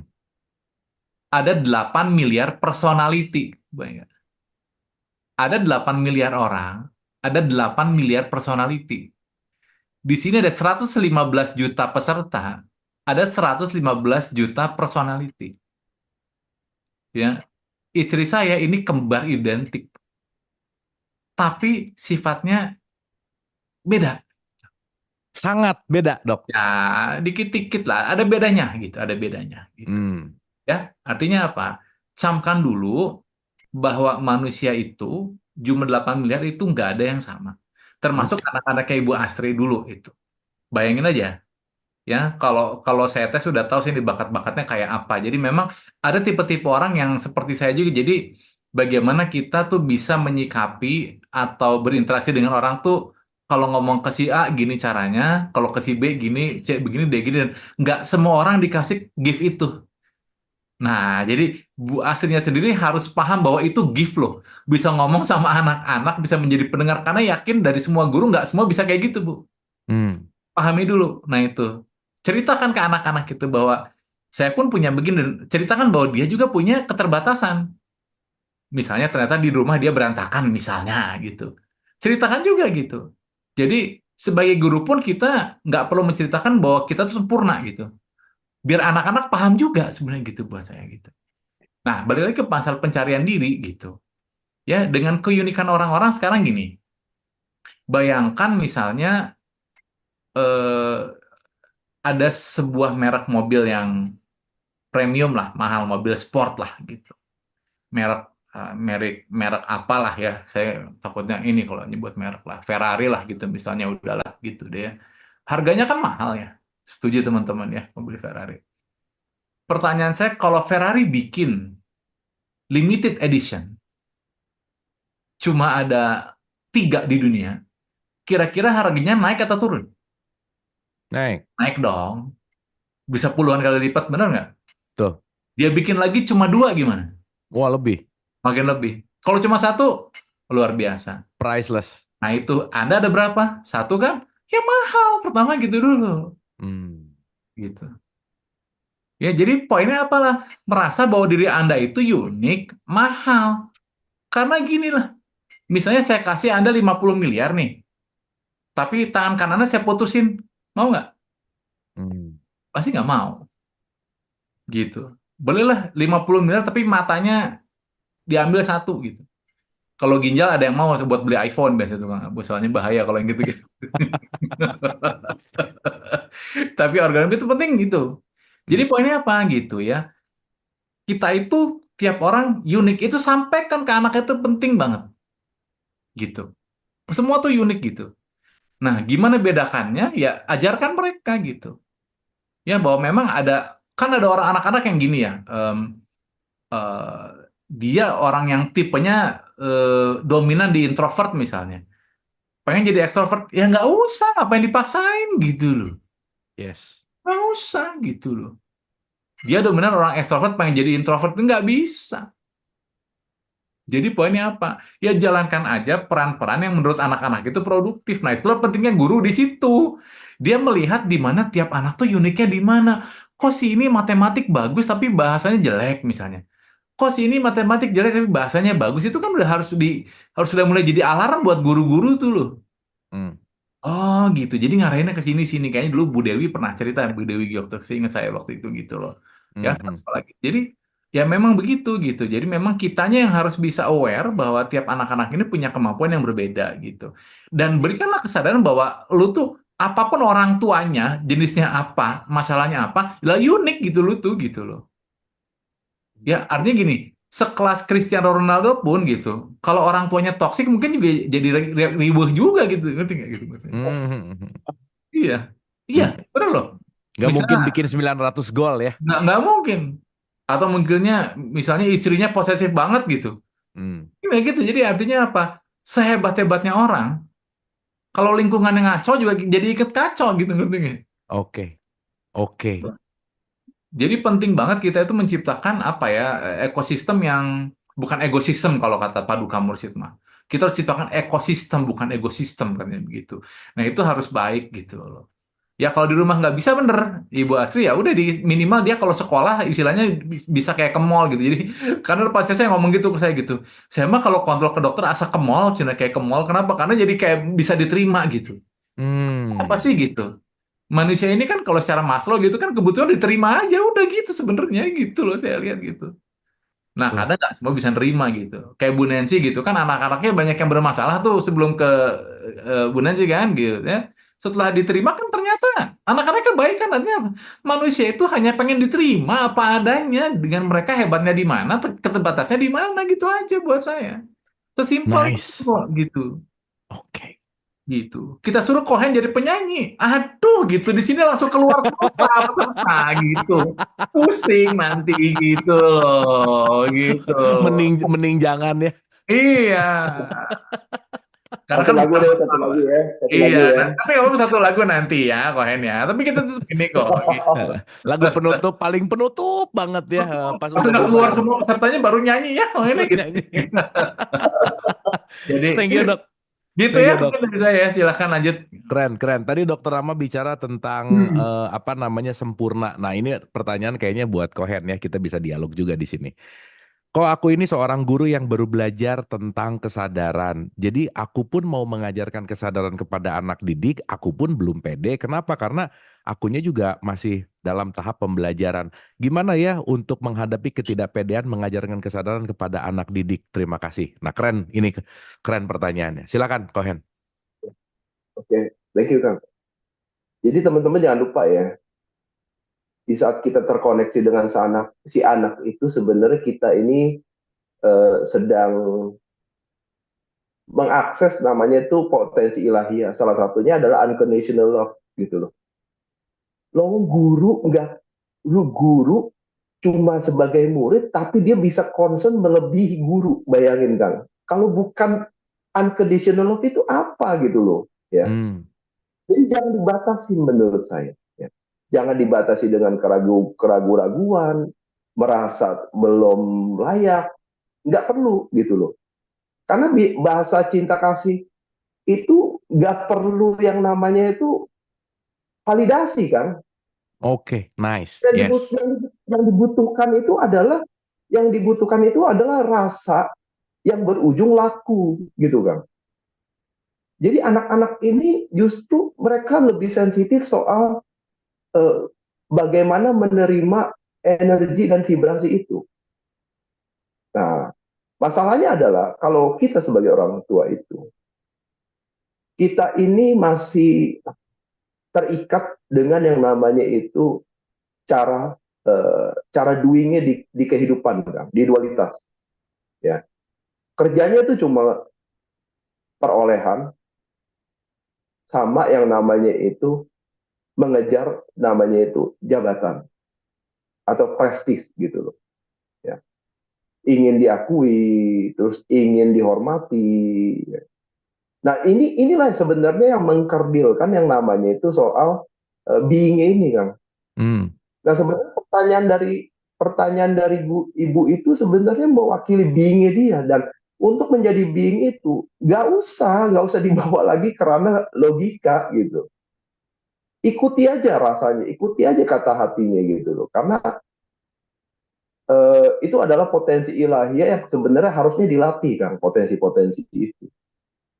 Nah, nanti latihan-latihan dalam mengicip potensi ilahiyah itulah yang nanti akan melegitimasi beingnya dia sendiri, kan. Nah, pada saat being itu hadir, itu anak-anak itu akan datang sendiri, kan. Yes. Bahkan komunikasi dengan orang tua pun akan lebih cair. Kenapa? Karena kita bicaranya pakai unconditional love. Saya dulu pernah terjebak di mana saya tidak menyadari ada unconditional love antara saya dengan anak saya, gitu loh. Itu sejak lahir itu udah ada. Kenapa? Makanya kita tuh pertama melihat dia itu kita, waduh, kok terenyuh. Ya karena itu ada koneksi unconditional love itu antara orang tua dan anak. Ya, yang mungkin nggak nyampe ke saya, ke istri itu nggak nyampe unconditional love. Nggak lebih dalam dari dengan orang tua, gitu. Karena ini darah daging. Nah, tetapi kalau guru seperti itu, wah itu benar-benar beingnya hadir tuh, Kang. Sifat-sifat ilahiyah, maha pengasih, maha penyayang itu hadir. Itu yang harusnya dilatih. Itu yang harusnya itu sering-sering dihadirkan, gitu. Sehingga disitulah ya kita bisa partisipatif tuh sama semesta, sama sang pencipta. Udahlah, kejalinlah hubungan-hubungan itu. Menghadirkan yang namanya itu ruang bagi anak-anak ini untuk bisa bertumbuh lebih mudah, gitu, Kang. Gitu, Kang. Nice, thank you. Aku pengen Teh Nancy komentar dong tentang topik kita hari ini. Ini ada Teh Nancy nih sebagai guru gitu ya. Apa yang sudah diterapkan dari thinking, doing, being dari Teh Nancy sebagai guru yang udah diterapkan ke murid-muridnya, Teh? Gimana? Boleh kasih saran apa? Boleh kasih pendapat nggak? Oke, udah. Ya, selamat malam semuanya. Assalamualaikum. Waalaikumsalam, Teh. Damang, Teh, sehat ya? Alhamdulillah, Kang. Mangga, Teh. Gimana, Teh? Tapi tadinya aku mau ngomenin yang tentang itu ya, tentang apa sih? Perjalanan itu orang-orang kan biasa trauma karena bentakan apa gitu ya. Tapi kok saya agak lain ya, Kang. Gimana? Putarnya sebelum ke sana. Jadi kalau saya tuh sejak kecil tuh justru apa ya, bukan liar ya, dibiarkan banget gitu kan. Los aja gitu. Bahkan iya los aja gitu. Jadi saya tuh kayak diasuh alam aja gitu. Jadi nu penting mah saya tidak membohongi orang tua. Yang penting mah saya apa gitu. Tapi nggak ada kamu harus ini, kamu harus itu, nggak ada sih gitu ya. Cuman sadar-sadar gitu ya, pas udah gede udah nikah, kok aku teh kayak nggak ada kasih sayang orang tua ya gitu. Sadarnya telat ya. Iya, ya ketika ketika orang lain, teman-teman saya ketika sudah menikah gitu suka ditelepon, suka apa gitu ya, suka apa sih, kadang marah-marahan gitu.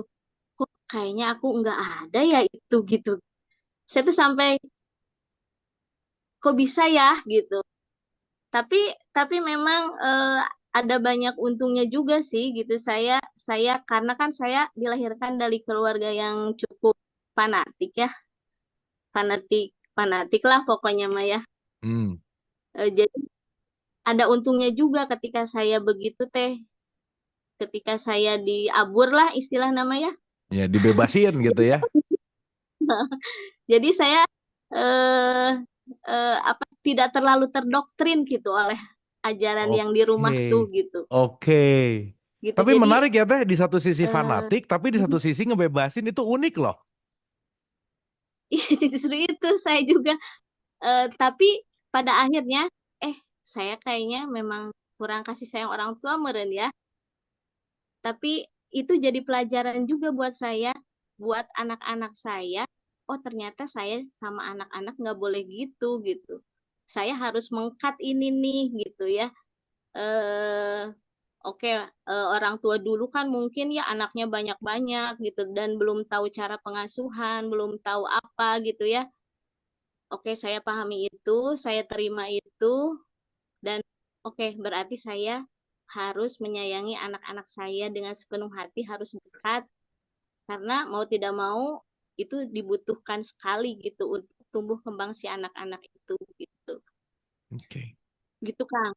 Oke, Itu jadi di cerita. satu sisi Teteh ngerasa bahwa ya dibebasin gitu ya, di satu sisi ya dapat bebas, tapi di satu sisi nggak dapat dekatnya dengan orang tua gitu ya. Nah, jadi asa hampa aja gitu ya, nggak ada ini gitu. Hmm, hmm, Eh, hmm, hmm, hmm. saya mah dimarahin, kok saya asa asa belum pernah dimarahin ya sama orang tua tuh gitu. Asa asa teramai gitu kan.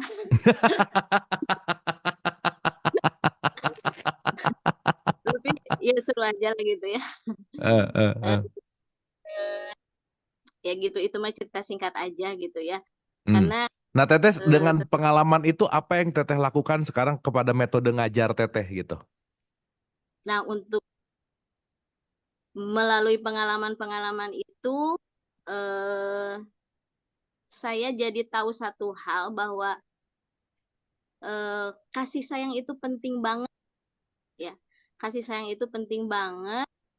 Bagaimana cara memberikan kasih sayang itu? Yang pertama tadi ya, ada mendengarkan, menerima, mendengarkan, memeluk anak-anak, sering mengusap punggungnya, ada physical touch-nya itu tuh sering di, dan ternyata kan anak-anak di saya juga memang kayaknya kurang sentuhan fisik orang tua juga ya.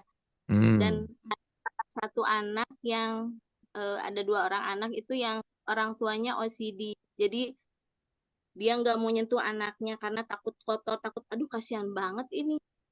Makanya ketika di sekolah tuh mereka lelendean gitu ya, pengen gitu ya, oh gini ya gitu rasanya. Jadi saling mengobati pada akhirnya ya. Hmm. Guru dapat pelajaran, si anak juga dapat kasih sayang dari gurunya gitu. Ya. Oke, Teh. Itu bukti apa maksudnya bahwa ya balik lagi ya salah satunya physical touch dan mendengarkan itu yang penting. Ya maksudnya balik lagi ya. Mungkin nggak terlalu jadi guru yang formal banget kali ya dan yang bisa mengisi ruang mentalnya si anak gitu, mengisi psikologisnya dan ya Teh Nancy tadi salah satunya adalah dengan apa ya memberikan physical touch. Oke, Teh. Nuhun. Terima kasih Nah, pengalamannya. Terima kasih. Atur nuhun. Tenan itu selalu menarik lah, perspektifnya seru lah pokoknya. Hatur nuhun pisan. Oke, Mas Aryo. Nih, Mas Aryo pertanyaannya suka unik juga nih. Silakan, Mas Aryo. Ya, ini kan kalau menurut riset ya, ke sebagian besar warga orang-orang Indonesia itu kan termasuk kaum IQ 78. Jadi Ah, mereka tuh apa itu yang namanya kesadaran, tidak tahu itu apa itu. Mereka bahkan ada beberapa yang hanya taunya kalau nggak membuli orang nggak bisa hidup. Karena hmm, mereka dari kecil tuh udah ya keras lah hidupnya gitu. Sering dibully segala macam. Jadi harus membuli orang untuk bisa bertahan hidup. Nah, kadang-kadang beberapa guru itu kalau mau mendekati murid-murid yang seperti ini dari latar belakang budaya sosial yang ya, lingkungannya seperti ini, malah men-trigger, dianggapnya gurunya ini kayak sok tahu lah atau apalah, malah membuli guru jadinya gitu. Nah, gimana kemudian triknya, kayak tadi kan juga disebutkan tentang lingkungan ya, kalau lingkungannya toxic ya nggak terus toxic, jadi gimana cara untuk break the cycle gitu. Jadi bagaimana tipsnya supaya kaum-kaum yang tertrigger ini, kaum-kaum IQ 78 ini bisa membantu kaum IQ 78 lainnya. Jadi bukan cuma sekedar orang orang dari luar masuk ke dalam, tapi dari dalamnya sendiri tuh mereka mau membantu karena mereka memang yang sebagian masyarakat apa sebagian besar masyarakat Indonesia gitu. Jadi kalau cuma sebagian kecil yang membantu ya mungkin efeknya tidak seberapa. Tapi kalau sebagian besar yang membantu pasti ada efeknya. Nah ini masalah triggernya ini. Karena kan kadang-kadang ya yang namanya lingkungan berbeda, kadang-kadang bahasanya berbeda, pendekatannya berbeda, dianggap sok tahu kan. Makanya sekarang ada yang fenomena bahwa orang pinter itu yang beneran pinter beneran ahli dianggap sok tahu lah, orang yang ngomongnya hoax malah dipercaya. Nah kondisi-kondisi kayak gini gimana supaya eh jadi mereka itu yang kaum IQ 78 tuh mau membantu, walaupun mungkin dirinya sendiri masih punya masalah nih. Apa kira-kira yang bisa membuat mereka tuh tertrigger untuk membantu satu sama lain? Kira-kira apa yang bisa dilakukan? Dan kalau misalkan butuh uangnya mesti lari kemana atau gimana? Minimal langkah awalnya dulu gimana gitu. Itu mungkin pertanyaan Oke, saya. Karena saya tahu ini guru-guru juga pasti banyak yang mengalami hal yang sama tadi mengenai oke, lingkungan-lingkungan yang toksik seperti ini. nice. Thank you Mas Aryo. By the way ya, penonton kita malam hari ini di Zoom, TikTok sama YouTube jumlahnya sekitar 739 orang. Kalau kita semua dites IQ dan dibagi 739, itu rata-ratanya 78,4 ya. Udah gitu aja ya. Jadi ini memang rata-ratanya tetap 78,4. Nah, yang menarik ngomongin IQ, saya rasa ke Dokter Rama dulu deh sebagai psikiatri ya. Bagaimana potensi IQ kepada EQ atau mungkin nanti bisa bicara SQ gitu ya, Dok. Dalam konteks nih, si IQ 78,4 ini apa sih krusialnya gitu? Gimana sih krusialnya terhadap, ya balik lagi ya kalau kita ngomongin kesadaran gitu. Tanggapan Dokter Rama gimana? Iya, balik lagi gitu ya. Lapisan kesadaran tiap orang beda-beda gitu aja. Kalau saya gitu aja sih gitu. Jadi poinnya kalau yang gini simpel, buktiin aja Hmm, gitu. Jadi orang-orang gitu tuh jadi gini, ada tipe-tipe orang memang kita berbuat bener pun dianggap salah gitu. yes, Jadi ya. buat saya tuh nggak perlu ribet gitu. Jadi kalau emang nggak mau ya udah gitu. Hmm. Nggak, Pokoknya nyari yang 78,4 juga mirip-mirip, gitu tapi lah yang mau emang. udah gitu aja ya. Nah, gitu. Jadi kalau nggak mau ya nggak bisa dipaksa gitu. Benar-benar. Nggak bisa. Jadi Hmm. caranya gimana ya? Dengan melakukan terus-terus edukasi, dengan terus memberikan kelas gitu ya, dan sebanyak mungkin karena nggak mungkin semua orang tuh paham juga dengan apa yang kita sampaikan sebaik-baiknya niat gitu. Ya balik lagi nggak usah kita lah gitu. Rasulullah aja ngasih dakwah baik banget ditolak kok gitu. Hmm. Omongan Tuhan aja banyak yang nggak percaya, misalnya gitu kan ya gitu. Hmm. Apalagi omongan Paduka Murid Abu Marlo siapa lah ya. Pak udah Sidratul Muntaha nih gitu, kayak gitu. Tapi kok ini aja gitu, gitu. Jadi poinnya nggak usah ribet sama yang nggak kooperatif gitu. Oke. Karena energinya malah jadi habis gitu. Ya kalaupun mereka ada di sini terus ya udah memang tugasnya nyinyirin untuk menguji kesabaran kita kan gitu ya gitu. Karena Hmm. kalau nggak ada yang gitu kita juga nanti nggak akan bertumbuh dong gitu.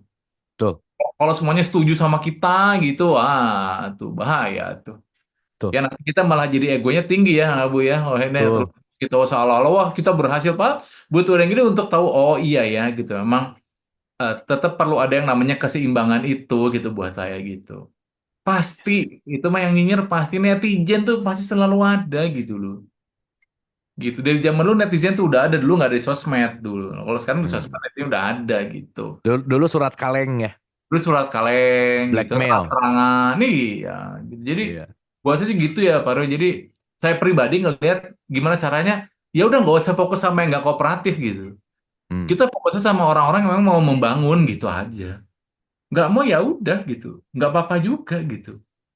Gitu karena capek gitu kita mikirin mereka gitu loh. Itu sama kayak nyuruh orang pindah agama gitu gitu nggak? Hmm, hmm, hmm, hmm, hmm. Benar. Susah. Orang udah punya belief system Hmm. gitu loh. Ya, dan saya tadi agak tergelitik nih mau komen dikit mengenai tenancy ya, mengenai bapak ibunya yang Fanat. ngabulin gitu ya, gitu. Ah, Nah, ah. jadi simpelnya balik lagi, ada yang over dan under gitu. Hmm. Nah, tadi tuh under namanya gitu.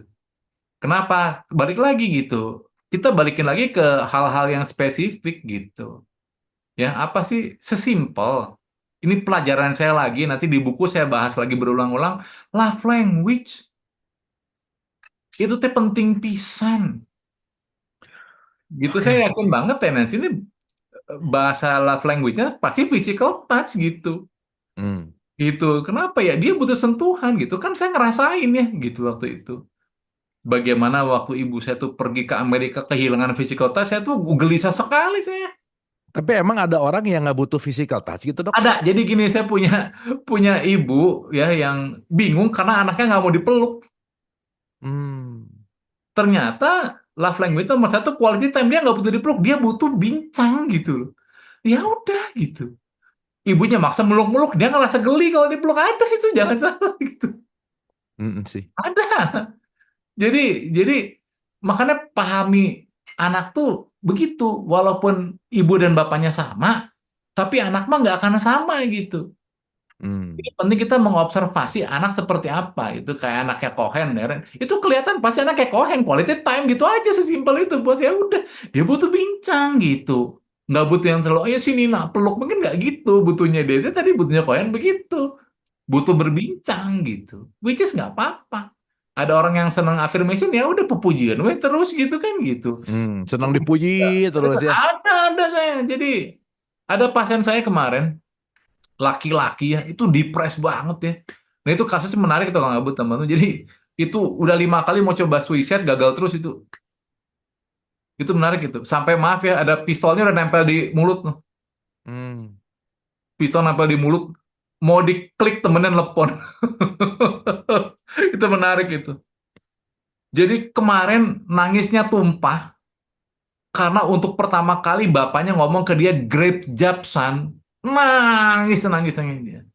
Hmm. Karena bahasa nomor satunya adalah affirmation. Jadi selama 40 tahun dia hidup nggak pernah ada apresiasi dari bapaknya sekalipun. Buh. Kemarin bapaknya bilang great job son gitu. Dia langsung tumpah ngerasa ini berhasil. Jadi ternyata apa sih yang bikin dia jadi gini banget? Ternyata hanya masalah bapaknya belum ngomong afirmasi. Ini hal-hal kecil, tapi kalau dilakukan dengan benar, ini bisa membuat secara emosional tuh baik banget. Hmm. Itu seperti rumah besar, bagus, tapi nggak ada kunci gitu. Begitu kuncinya ketemu, kebuka udah gitu. Gitu. Jadi seharusnya buat guru-guru juga, buat teman-teman tuh pahami itu. Jadi orang tuh unik banget, dia punya cara-caranya sendiri untuk mengekspresikan itu gitu loh. Kenalin. Jadi sebelum kenalin anak-anak, kenalin diri dulu gitu makanya gitu loh. Itu yang saya selalu berkali-kali bilang, jangan ngomong anak-anak kalau Anda juga belum tahu Anda ini memang passion-nya atau kesadarannya jadi guru, bukan, jangan-jangan bukan gitu. Balik lagi, ini waktu ngajar ganggu atau bantu gitu aja kan gitu. Kan ada kan teman-teman pasti punya guru yang ini kalau ngajar tengenaheun deh, nggak enak gitu ya gitu. Kok malah jadi ganggu? Ada. Kenapa? Karena emang dia secara DNA itu memang mungkin bukan seorang guru. Hmm. Cuma dia jadi doing, jadi guru, tapi not being a teacher, doing a job as a teacher gitu kalau kata kawan tadi gitu. Jadi ranahnya ke sana dulu gitu ya, menurut saya. Penting banget loh itu, Bu ya itu. Jadi tergelitik saya dengar tendensi tadi. Jadi pasti tidak terpenuhi oleh Bapak Ibunya. Kenapa? Karena si simple fisik katanya nggak kena dia gitu aja. Jadi yang disebut baik oleh orang tua itu belum tentu dianggap baik oleh anak gitu ya teman-teman gitu. Yes. Gitu. Jadi orang tua anggap saya udah baik sama dia kok. Ya baik dari sisi mana gitu. Kadang nggak nanya dulu anaknya perlu afirmasi atau perlu Lalu dipeluk gitu ya. itu bukan tuh. Nah itu ada di buku saya bab 1. Wow, promosi langsung. Itu ada. Teman-teman, Dokter Rama bukunya segera lahir. Ini Ya gitu lagi lah. bulan bukaan Bulan-bulan ketiga kali ya. krusial ini. Ini udah bukan 4, 5 lah. Udah ngeden-ngeden ini. Udah ngeden-ngeden sayanya dari tadi nih. Siap. Nanti pokoknya begitu siap kita bikin launching bareng bukunya Dokter Launching Rama. sekarang. Lanjut, ya, Bu, silakan. Oke, nuhun atau nuhun Dokter Rama keren Thank banget. you. Mami Ike, Damang sehat Mami, apa kabar? Alhamdulillah. Siap. Kita mau dikasih wejangan apa nih? Kita siap mendengarkan. Mangga. Assalamualaikum, Kohen, Dr. Ahmad, Kang Abu. Salam. Mangga Mami. Cinta ulang tiba nih. Mami lagi di Garut. Besok Senin Selasa Mami ngajar. Dikasih judul dari Dinas Pendidikan, ini seru. Pas banget. Judulnya silahkan konselornya memberikan presentasi membangun kesadaran diri siswa. Gimana Mami nggak ketawa tuh judulnya? Dalam belajar dan membangun etika serta kepedulian terhadap lingkungan sekolah dan proses belajar. Mami yes, Mami sudah katanya ya, terima kasih. Itu satu. Ya, sekarang yang kedua. Yang kedua adalah tadi Mami janji sama Ibu Indah ya tentang pranikah. Ya, Ini mau sharing tentang pengalaman Mami. ya. Mami ketemu Papi waktu usia 27 tahun. Papi sudah jadi pilot, sudah jadi kapten belum, Pak? Sudah jadi kapten di Garuda. Tiba-tiba teman-teman Mami ribut gitu kan. Berani lo ditaksir pilot gitu. Lo kenapa? Lo nggak takut ditinggal mati? Crash, cek gitu. Iya, Itu iya. banget gitu, kebayang gitu tiba-tiba Mami jadi janda ditinggal meninggal gitu kan. Itu bergejolak banget. Tapi ada yang komentar gini, hebat lo bisa dapet pilot. Ada lagi yang komentar gini, nggak takut lah, pilot kan biasanya banyak pacarnya gitu. Tahu apa yang Mami lakukan? Mami panggil papinya. Betul, serius? Papi bilang ya serius. Nomor 1 syaratnya, saya jangan dibawa miskin. Papi kaget kan? Nomor 2, filosofi pernikahan apa? Nomor 3, visi misi pernikahan kita apa? Si papi yang begitu polos, dengan cinta yang tulus, yang dari umur SD udah naksir Mami. Kejang-kejang dong dapat pertanyaan gitu dari Mami. Ayah naon, benar. Ayah naon pertanyaan menisieun Kang Ama gitu kan.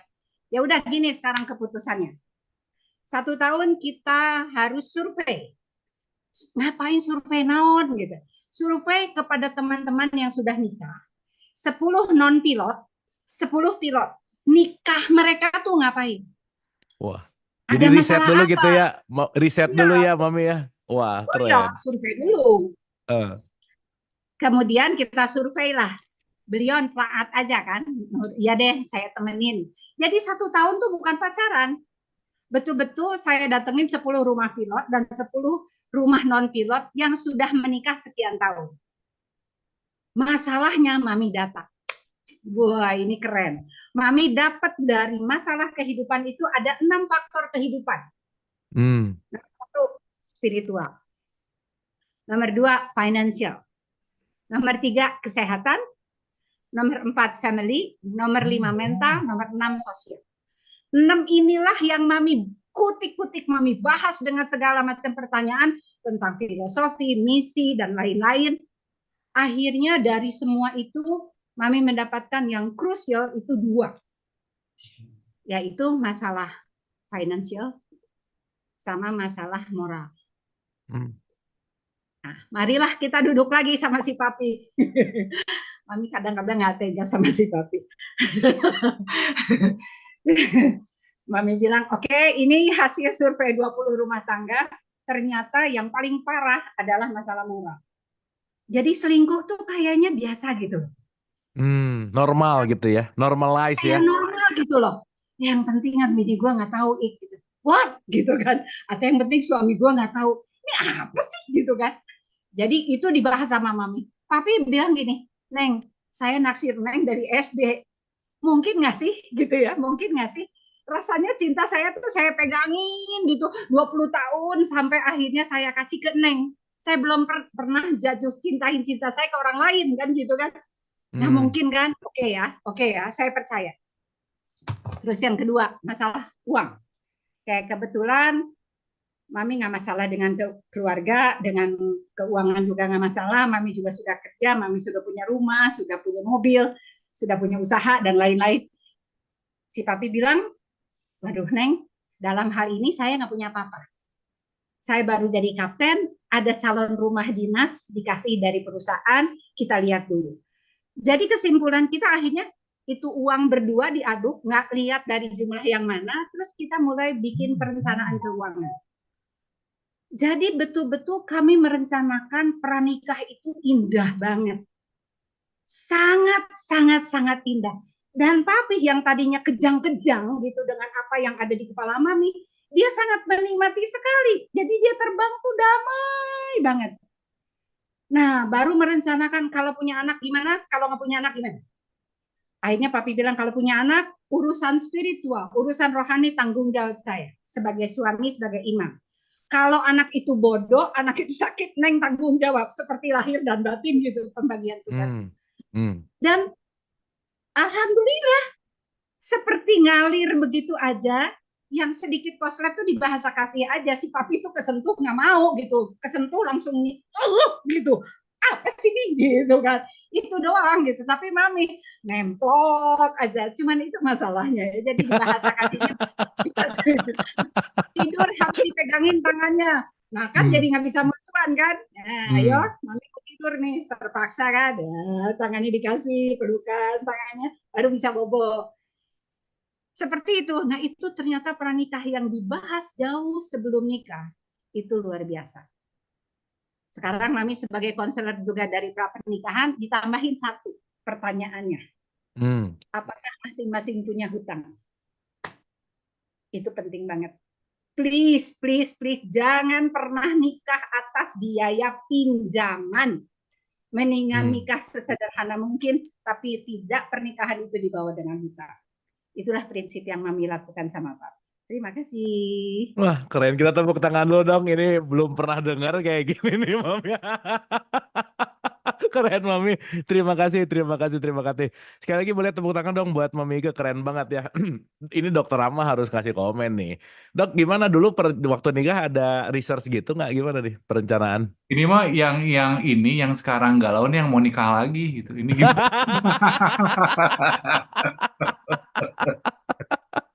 ini satu Tapi ya buat keren ya, teman-teman. keren, Mami keren. Maksudnya, Karena sebenarnya gini saya kamu sorry aku potong. Jadi saya tuh udah ngefans sama Mika sama Bapak itu waktu nonton Kick Andy sebenarnya.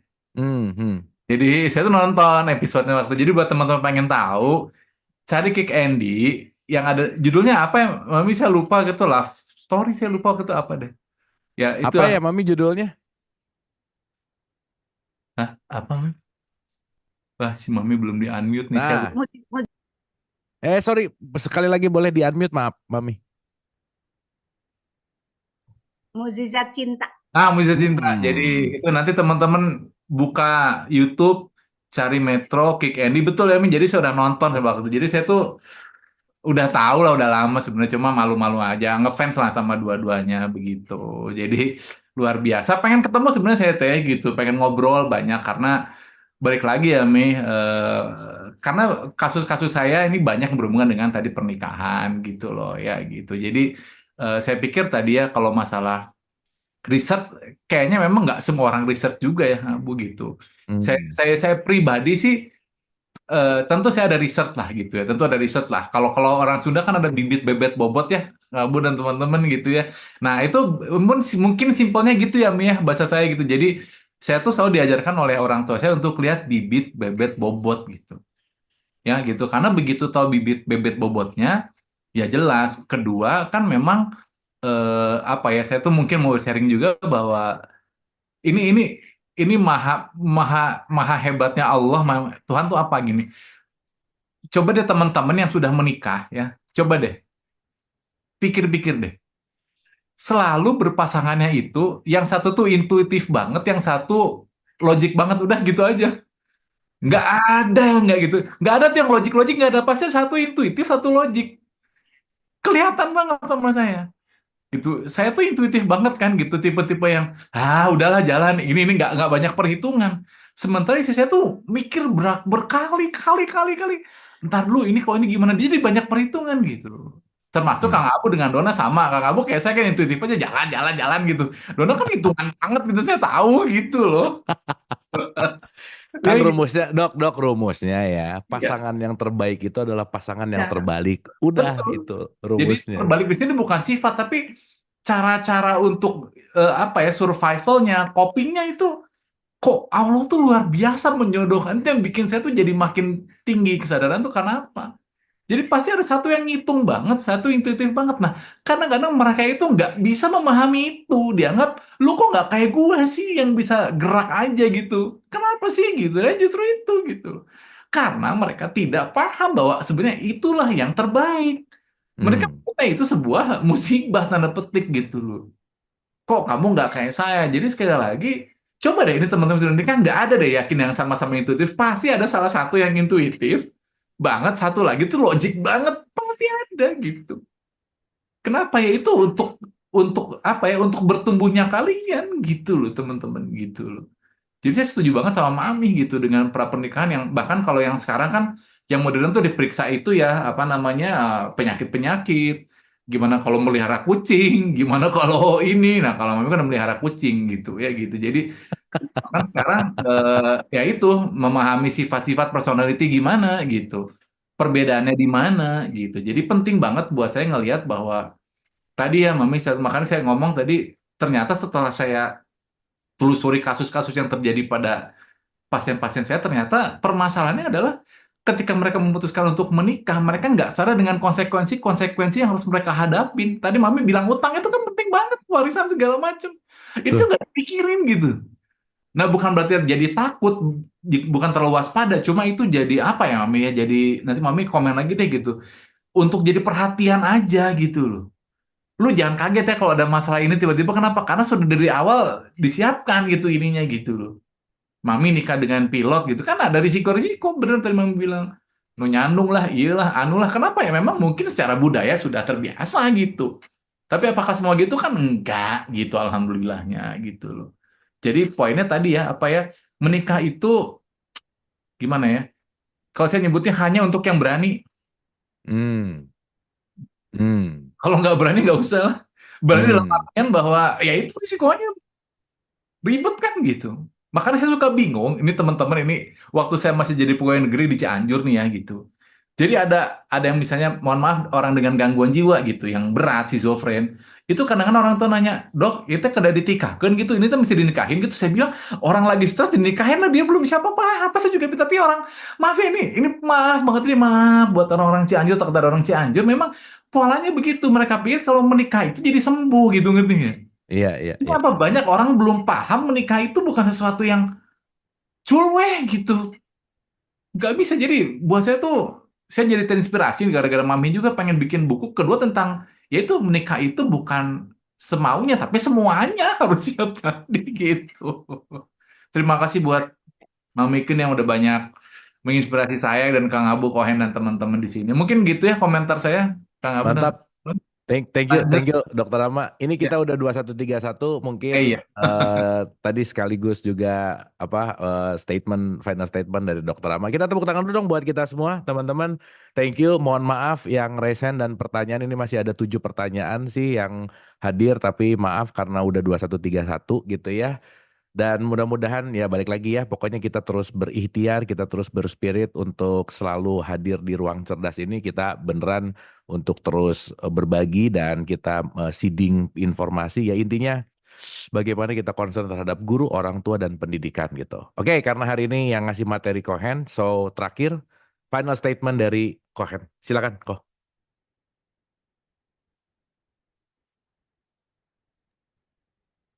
Oke, thank you Bang.